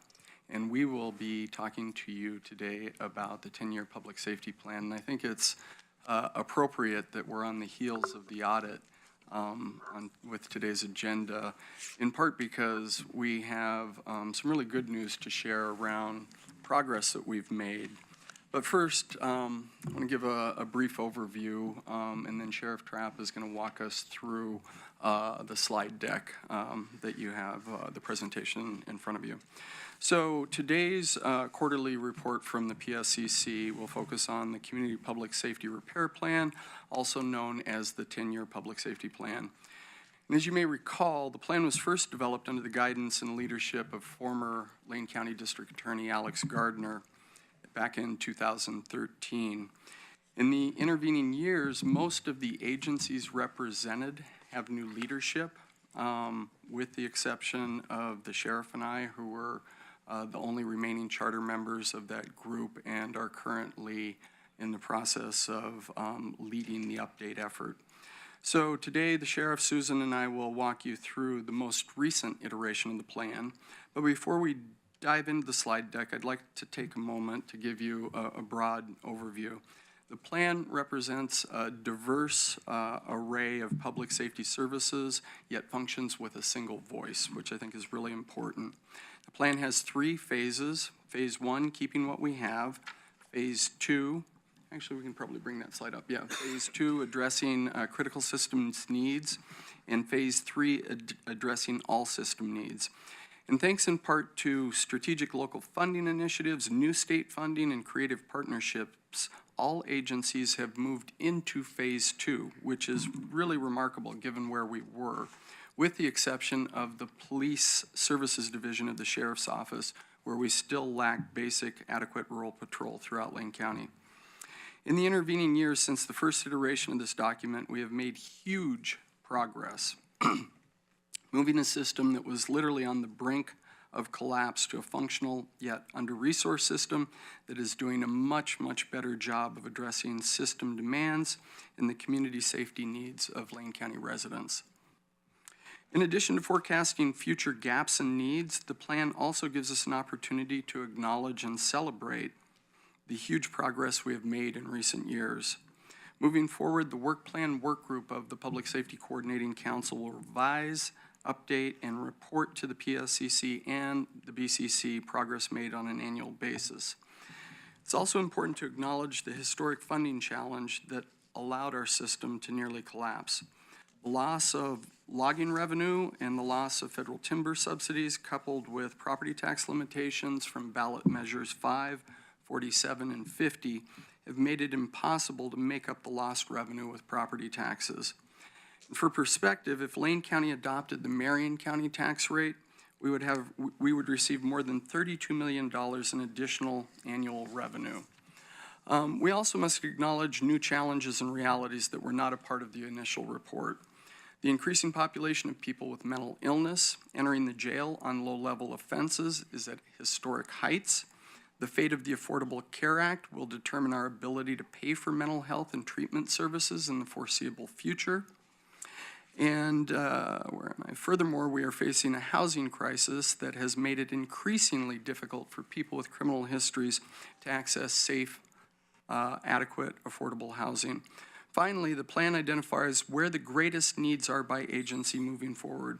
The plan provides practical steps to mitigate future challenges while taking advantages of efficiencies that flow from coordination and collaboration. It will also help guide funding recommendations to the board in future years. So at this point, I'm going to turn it over to Sheriff Trapp, who will walk us through the presentation that looks at all of the governmental and nonprofit organizations that are public safety related and involved in this report. Sheriff Trapp. Thanks, Paul. Let's see if I can make this work. So a real quick tutorial on the graphics throughout this plan. And there's go back here just a little bit. We did change the language in the phases a little bit as we've moved forward to make it more applicable to a broader public safety effort and really to reflect where we've come from and where we're going. It used to say keeping what we have. Phase 2 was restoring felony level service. And so we're pretty much across the board, most agencies are at that point, and to really make this more applicable to everybody going forward, we've addressed it, changed the language just a little bit to make it more functional. So from the old plan to this plan, that was sort of the thought process in that language. And as you go through this plan, it's a fairly straightforward but simple graphic that shows you where each piece of each department or area of service lays within the plan. Red obviously means that there's nothing happening there. In progress is yellow, and then green if we've made it through a completed section of that. And so I won't read through all these bullet points, but I'll hit a couple of highlights. So the Sheriff's Office in our Corrections Division, this following the levy discussion is really a highlight of one of the successes of the Public Safety Plan rebuild. And the levy funding has allowed the Corrections Division to move clearly into Phase 2, and you can see some of the highlights of the success that's progress that's been made over the last few years. But then more importantly is the gaps and needs for the jail to move into a Phase 3, which is a complete meeting all of the needs of the local public safety community. And within that, there's some, we certainly have to look forward in the future. We only have 5 years of continued jail stable funding. So a significant piece of the jail's future is determining the future funding, and that may be a renewal effort in the next 4 to 5 years for the current levy or other funding options, and so we'll continue that dialogue. And then the jail itself has some facility upgrades. The main jail building was built with a jail medical facility that was sized for that population of that main jail building. There have been 3 additions to the jail since that time without an expansion in some of those infrastructure services within the jail. And so there are some challenges moving forward, as well as the general infrastructure of the jail, maintenance and other concerns. On the Police Services Division side of the Sheriff's Office, like Paul mentioned, this is the one section of the plan of all the partners identified in the plan that remains at Phase 1. We're complete and we're successful with Phase 1. We've kept what we had at the time the plan was implemented. We have actually reinstituted 24-hour patrol, which was lacking for about a 5-year window from 2010 to 2015. We've been able to maintain that 24-hour patrol presence since then, but that's really all that's occurred at the Police Division is just maintaining that service. And they remain funded essentially at a service level of 2014 budget year and with no growth. And so that's our biggest challenge in the Sheriff's Office. And in Phase 2, no progress is made for that level, but to get there requires a substantial investment in that service delivery within the Sheriff's Office. The District Attorney's Office is moving into well, they're complete in Phase 2, moving into Phase 3, and you can see there also the significant needs of the District Attorney's Office is space capacity, for them to be able to perform the services that is demanded of the office. And one of the caveats here is that if somehow the county found a way to fund the police operations of the Sheriff's Office, the amount of work referred to the District Attorney's Office would then probably reverse the District Attorney's status from a Phase 3 back into a Phase 2 and maybe challenge their ability to keep up with the amount of work coming in from all law enforcement. Circuit Court, representatives from Circuit Court didn't feel at this point that they really had a point to put a status bar because we added them new to this plan as the PSCC took on this update effort. And one of the reasons that the PSCC was asked to take on the annual update of the plan was to broaden the perspective of the plan and add in partners that went beyond just Lane County's public safety functions to include the Circuit Court and to actually have an eye on all public safety impacts throughout the county, other police agencies and their services and the impacts they have on the Lane County system.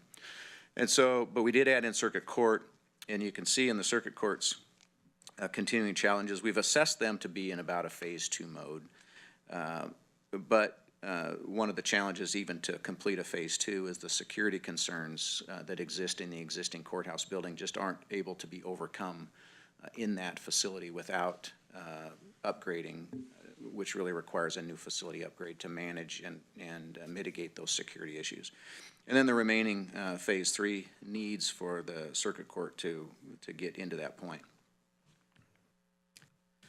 Behavioral health in progress in Phase 2, and a couple of the key pieces of their challenges coming forward is, I guess these are part of the successes of the progress. One of the things I think we've recognized as a significant benefit to Lane County's public safety is the partnership and the growth of behavioral health services inside the jail and in the community. And the implementation of the FUSE project, the Frequent User System Engagement, I think hopefully the board has seen the presentation from Health and Human Services on the FUSE project and the impact that has and the dollar savings we can identify and the individual benefits to those involved that were tracked throughout that project. So these are things I think if the county can continue to focus on, will have significant impacts downstream on the use of our public safety system and the use of other resources that can then, those dollar savings can be used to support the system in other ways. Gaps and needs going forward. One of the things we've talked about a lot with mental health, behavioral health conversation is to have a functioning mental health crisis center in this community that just doesn't exist. And it is the key way, if you look at other communities across the state of Oregon and across the country, one of the key ways to divert people from the jail and from the public safety system is to have a functional crisis center that allows law enforcement to take people in crisis that are committing criminal behaviors, but those behaviors are really caused directly because of their mental health crisis. And they're absent the crisis, they wouldn't be choosing to commit those behaviors. We don't have a system in place to redirect them from the custody of police in a criminal sense into a non-criminal support and treatment, and so they end up in the jail because there's no other resource in this community, which puts a huge demand on the resources, not just of the jail, but then the district attorney's office and all the other pieces that go with putting someone through the entire process of a criminal justice prosecution and the pieces that all follow that.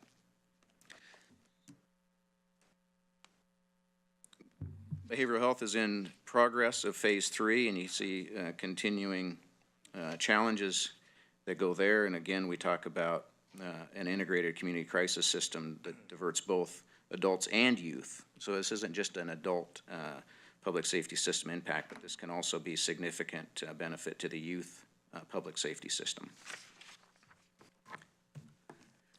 Youth services you see is in progress in Phase 2. The first bullet there doubled the number of detention and behavioral treatment beds. Is again the follow-on to the jail levy conversation that progress was made in direct result of the jail levy that we just previously spoke of. And there are gaps and needs, continued funding for a stronger diversion program, as well as other treatment and service efforts as they move forward. Parole probation, you've heard this often about parole probation as they have been challenged for many years with their caseload sizes, and they continue to struggle with that challenge. One of their significant concerns at this point is their ability to provide the service that is required and their staffing could potentially support, but they have a facility that doesn't support their staffing. And so they're in an effort to try to find more suitable housing of their program that will allow them to expand their staffing and provide more functional services from a better located facility. And not necessarily the location as much as the space of a new facility. That in turn would then free up space in a building that they're currently occupying that's on the jail campus that would allow for increased services in the reentry program of the jail and sponsors' current partnership. So there's a big benefit for the parole and probation finding a relocation and getting a better facility to better provide those services.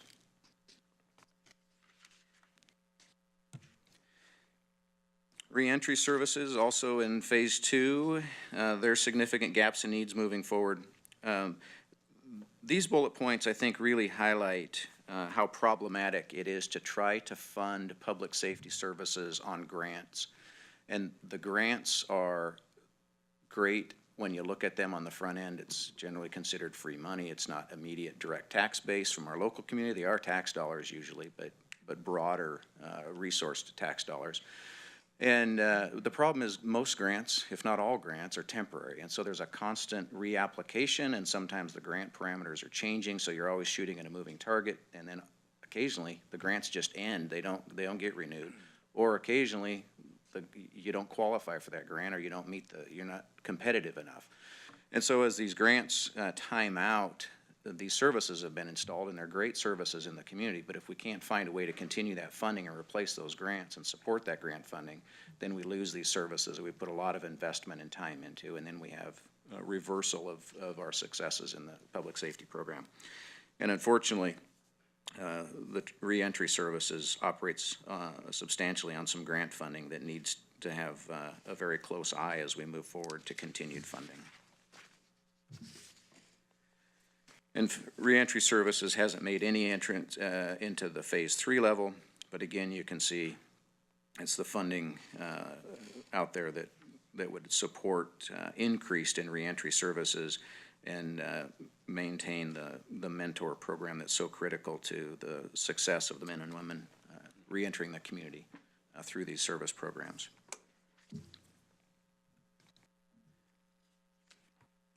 Community-based treatment services, currently in phase 2, haven't been able to move into a phase 3 more comprehensive service level. And I think the forward-looking concerns on this is the needing to replace potential Affordable Care Act funding to continue to fund the substance abuse services as this program moves forward into the future. Kids First is new to the plan as a call-out of its own entity, because since this plan was first created, Kids First was under the District Attorney's Office, and it since has separated out from the District Attorney's Office as an independent program nonprofit. And so we're tracking them because they are a very critical and integral part of public safety as it addresses children involved in the public safety system, not children that are defendants that Youth Services deals with. These are children that have been victimized and or are witnesses of criminal behavior that occur in their families around them and their loved ones. And there are some very significant structures in statute on how we interview and investigate crimes involving children. And so this program is critical for us to have effective investigative efforts and to address and help the children involved in the criminal behavior in their families throughout our community. So we definitely want to have them on our radar and track them. They've made some great progress. They've been able to locate a new facility and relocate. They're not yet relocated. They're in the process of that. So we're hopeful that this will provide them some increased space and accommodate better the services to the children they deal with. And then you can see their phase 3 challenges before they can move into a more robust full service delivery.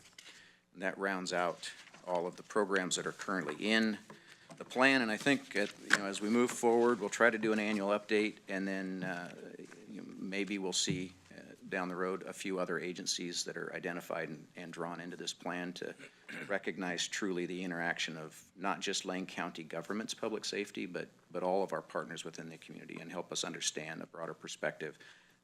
Ideally, this implementation and going forward of keeping this plan current will allow you and the budget committee as a whole a broader perspective as we ask you to or challenge ourselves to fund public safety, that you can remind me that I don't get to ask for all of the funding available just for patrol, that there are a balancing act amongst all of our partners. And that's the intent of this plan, to continue to remind ourselves that we don't have individual players in this. We all play together in this community of public safety, and to build it at a sustainable, equal level so it's not out of balance. Sheriff, if I may. So I think one of the things that is also highlighted in this report that's important to note is really the hydraulics and interdependence within our system. One example is prosecutions. As the DA's office has been able to ramp up, it's increased the number of people on felony supervision, which increases our allocation from the state and grant and aid funds. And we've seen over the years a steady decline in the number of people on supervision, which has resulted in millions of dollars in lost funding. As the DA's office has been able to staff at more of a full service level, we've seen a leveling out, but which has created millions of dollars in new grant and aid funding. In addition, we've, in 2013, the state legislature passed House Bill 3194, which brings justice reinvestment dollars to our community, designed to reduce recidivism and the county's dependence on prison beds. Since the implementation of that bill, that's brought over $10 million in revenue to Lane County for public safety programs. The sheriff talked about federal grants. You know, you kind of live and die by grants in some ways. And over the years, as the system was starved for resources, we actually found ourselves applying for more and more grants. We are trying to wean ourselves off those grants. As the sheriff mentioned, they're not sustainable in the long run. But overall, what we've been able to do is take a system that literally was on the brink of collapse, and the public safety levy too, I think, has probably been the biggest piece, and got us to a point where we're out of phase one. We're in phase two solidly and looking at meeting the full needs and future gaps within phase two and potentially phase three. So I think this report provides a lot to celebrate, but also gives us a roadmap moving forward to identify what the top needs are as we come to the board and provide funding recommendations out of the grant and aid dollars and justice reinvestment in the future. Okay, anything further? Thank you very much. This is a great report and really quite comprehensive over the various components of the public safety system here in our community. I know you're coming back in I think it's April or May with your report on the budget or your recommendations on the budget. When will that be? Could you refresh my recollection on that? Chair Sorensen, Commissioners, we probably will not come back with a recommendation until June or July, because it's all dependent on state funding. On the legislature? Yeah, Okay. yeah. So the county budget, in terms of the county administrator's proposed budget, the budget committee's activity in April and May to ultimately approve the budget, and then the Board of Commissioners work in June to adopt the budget. Where will the PSCC recommendations come into our budget process? Yeah. So the way it works is the PSCC has a budget committee which convenes. Actually, we're meeting next week to start mapping out the process for making recommendations on both those two pots of money that I referenced. Then it'll go to the full PSCC for final approval before it comes to the board. Approximately when will there? Susan? Yes, the way the process has worked in the past is the county administrator's office puts like placeholders in to all those budgets that are currently funded and those programs. Then we come forward, unfortunately, after the county has adopted a budget, once the legislature's actually made the decision on our actual allocations for Lane County, and then it becomes a supplemental budget at your level, at the county level, to then. But in the interim, the board approves it, we move forward with contracts, we get everything moving forward, and then it gets adopted as a supplemental. Okay, thank you. Commissioner Farr? Thank you, Mr. Chair. Thanks for a great presentation. This is going to take a lot of digesting, and thank you to Commissioner Bozievich for your involvement throughout the preparation of this report. You know, there's just one thing that I want to talk about a little bit, and is something that comes up often at the Mental Health Summit, and that is the 24-hour crisis center. Before I do that, I'd like to acknowledge Chief Deputy Hicks in the audience, and Chief Deputy Harold in the audience. My brother-in-law was Chief Deputy Hicks back in Oklahoma. So. And Liz Rambo. But we have a 23-hour crisis center, which is Hourglass. And we're talking about the need for a 24-hour center. And we've heard reports from Marion County, from Sheriff Jason Myers, I believe, who was, they have a 24-hour crisis center. And I'd like you to talk a little bit about that, how it differs from a 23-hour center, and very specifically, something that you've talked about very often, that is the fact that the Lane County Jail is the largest mental health facility in Lane County. You know, the Mental Health Summit, it meets once a month. I get to sit in the back row and watch what happens, and it's a summit of a large number of professional members of the community who are deeply involved in behavioral health and mental health issues, and how it overlaps with the public safety system. About half of the people in the room are from public safety. The other half are from behavioral health. So could you just very briefly, we don't have a great deal of time, but a 24-hour center, what do we have, what does it take, and what does Marion County do that we should be able to do? Well, I think, and I'm not the foremost expert to speak to this and specifically the difference between 23 and 24, but as I understand it, the crisis center needs require the ability to receive people who are not voluntarily there, who are not necessarily nonviolent. And so that's where we struggle, as a place to take people that have a full service crisis center that can take people not necessarily voluntarily, and people that aren't exhibiting the most nonviolent behaviors.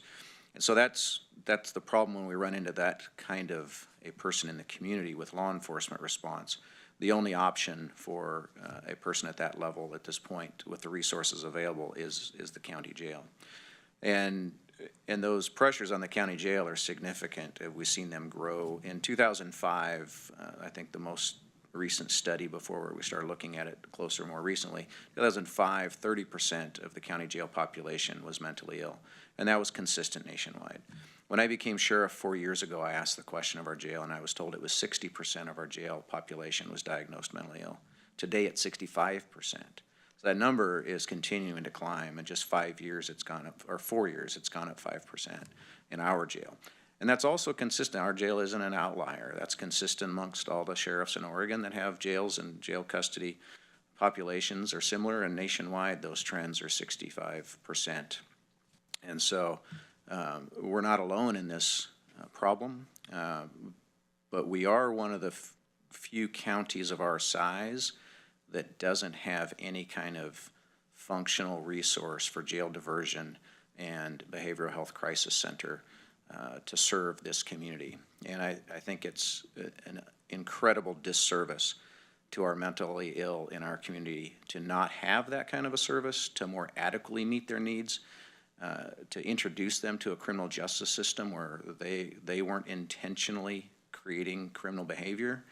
And then it plugs up our jail, and we have very limited jail capacity. And so if we could find a more humane and appropriate way to treat the mentally ill, we would leave space for those in our community that choose to act criminally.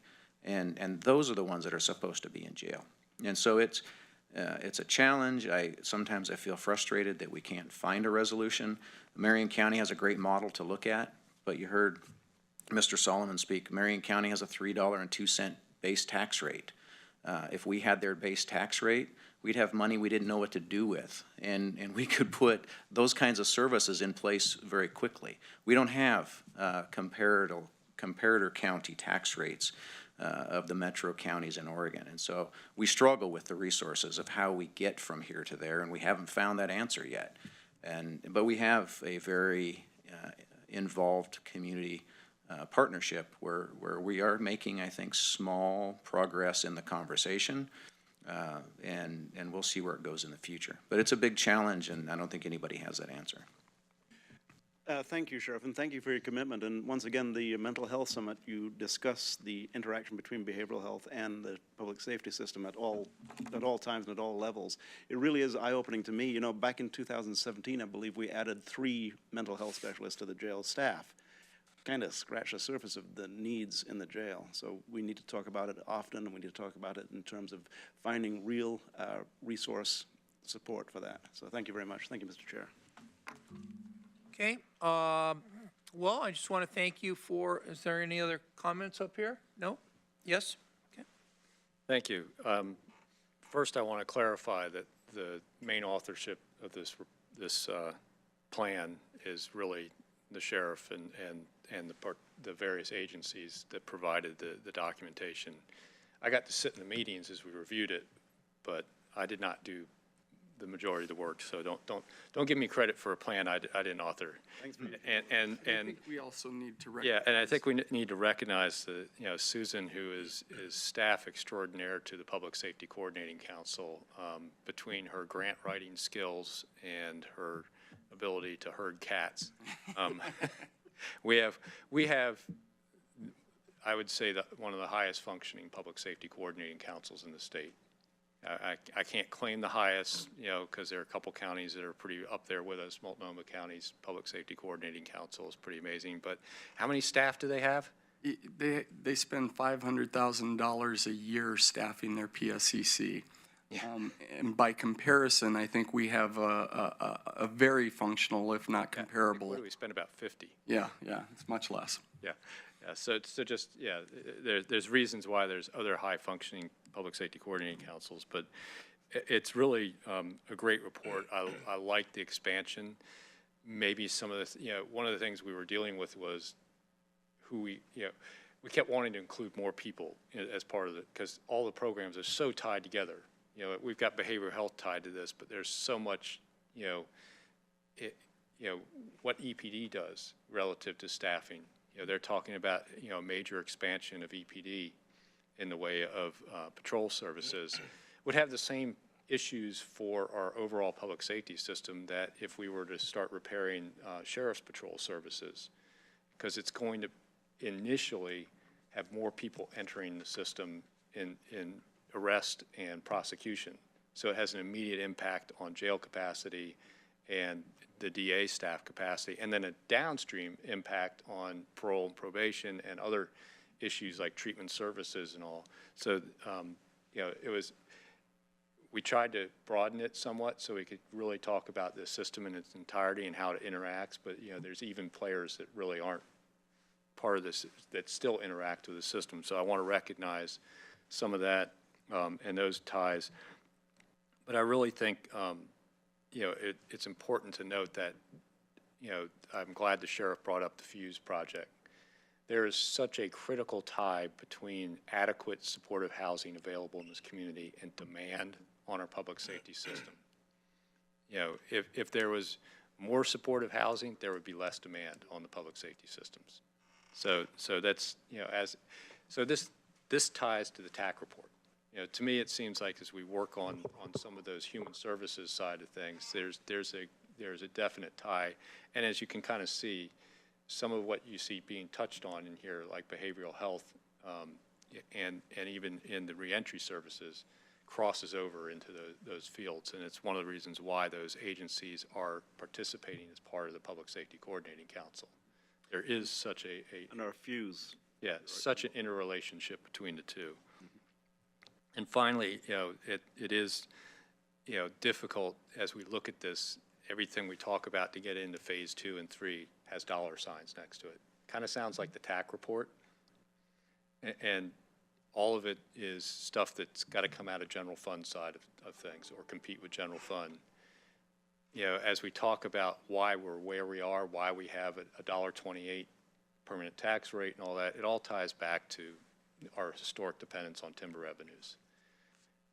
The one place that we get timber revenue into the general fund is from the O&C railroad lands, and how important it is for us to resolve that issue and stay involved in the legislation at the federal level in the possible endowment that Senator Wyden and Crapo are looking at setting up, because that could be part of the solution, both to funding the initiatives in the TAC report and funding these initiatives in our public safety repair plan. It really is an opportunity for us, and it's the one place timber revenue comes to general fund is from O&C, because timber revenue from federal, other federal lands like U.S. Forest Service go to our road fund, where they're highly restricted and maybe might help patrol, but they're not going to help anything other than patrol services. which then might put us out of balance with DA. So just as we think about how important those ONC Railroad lands and the disposition of their revenue or replacement payments can be in moving both this plan forward and the TAC plan. Okay, anything further? Well, I expected no less when I found out that Susan Sowards was involved in the role that she is. Susan, nice to see you again. What's it been, 20 years or something? 30. And I was excited to learn in the orientation that Commissioner Buck and I had with LCOG that's when I first learned where you were, and it was pretty cool. I think I'd like to echo a couple of things, and thank you very much, Commissioner Bozovich, because I was going to congratulate you, but now I realize that that's not appropriate. Everything is related to everything else. Whether we dig into the ONCC, the community benefits agreement that we agreed would be a part of moving forward with the proposed new courthouse justice center that would try and target more jobs locally, which means more tax revenues, et cetera, et cetera. Everything is related to everything else. And I just want to say that I'm impressed, supportive, learning, will continue to learn, and thank you very much. Commissioner Sorensen, Commissioners, I think the one other thing that I would leave you with that we didn't really touch on is how much of the work that we do is data-driven.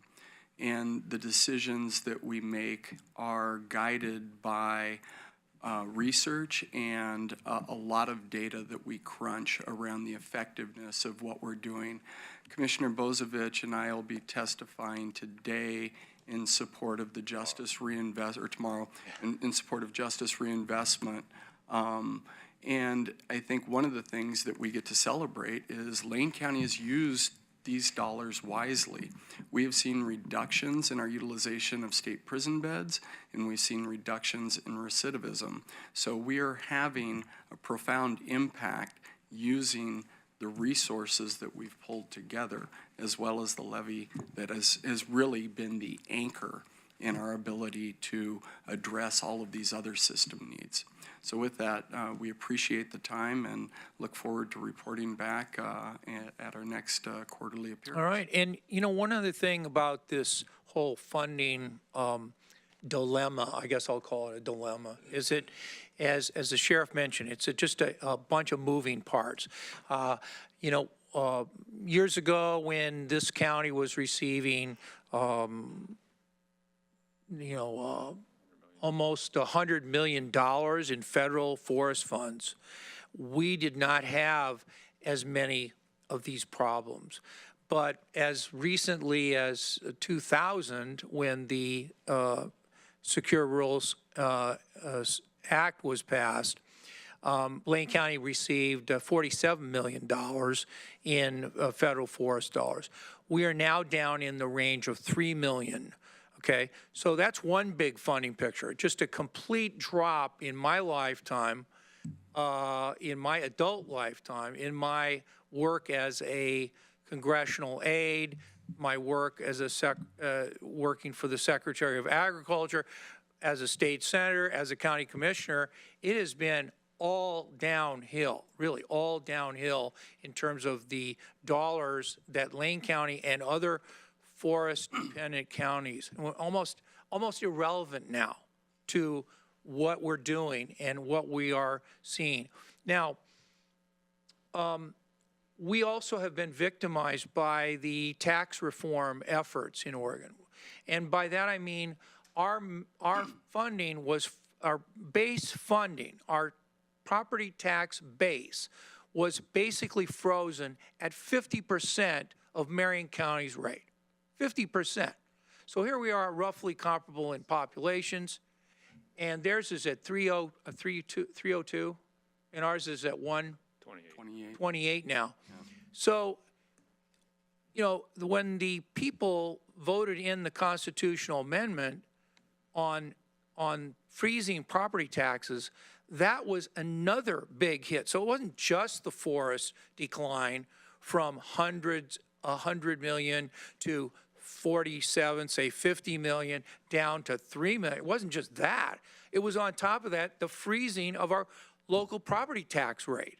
And the fact that we have, with the efficiencies, with the intergovernmental cooperation, with the cooperation with the medical teams and medical profession, the cooperation that the sheriff and district attorney and PSCC, we've really kind of pulled this together, in a way that I don't think was imagined at the point when the Secure Rural Schools Act was passed in 2000, and we received somewhat of a reprieve against the decade-long decline. So I really appreciate all the hard work you guys put into this, and so I guess we'll see you around, maybe around budget time, or maybe after the budget time. So thanks a lot. All right, I want to go back to our agenda, and item 1 are always constantly adjusting agenda items.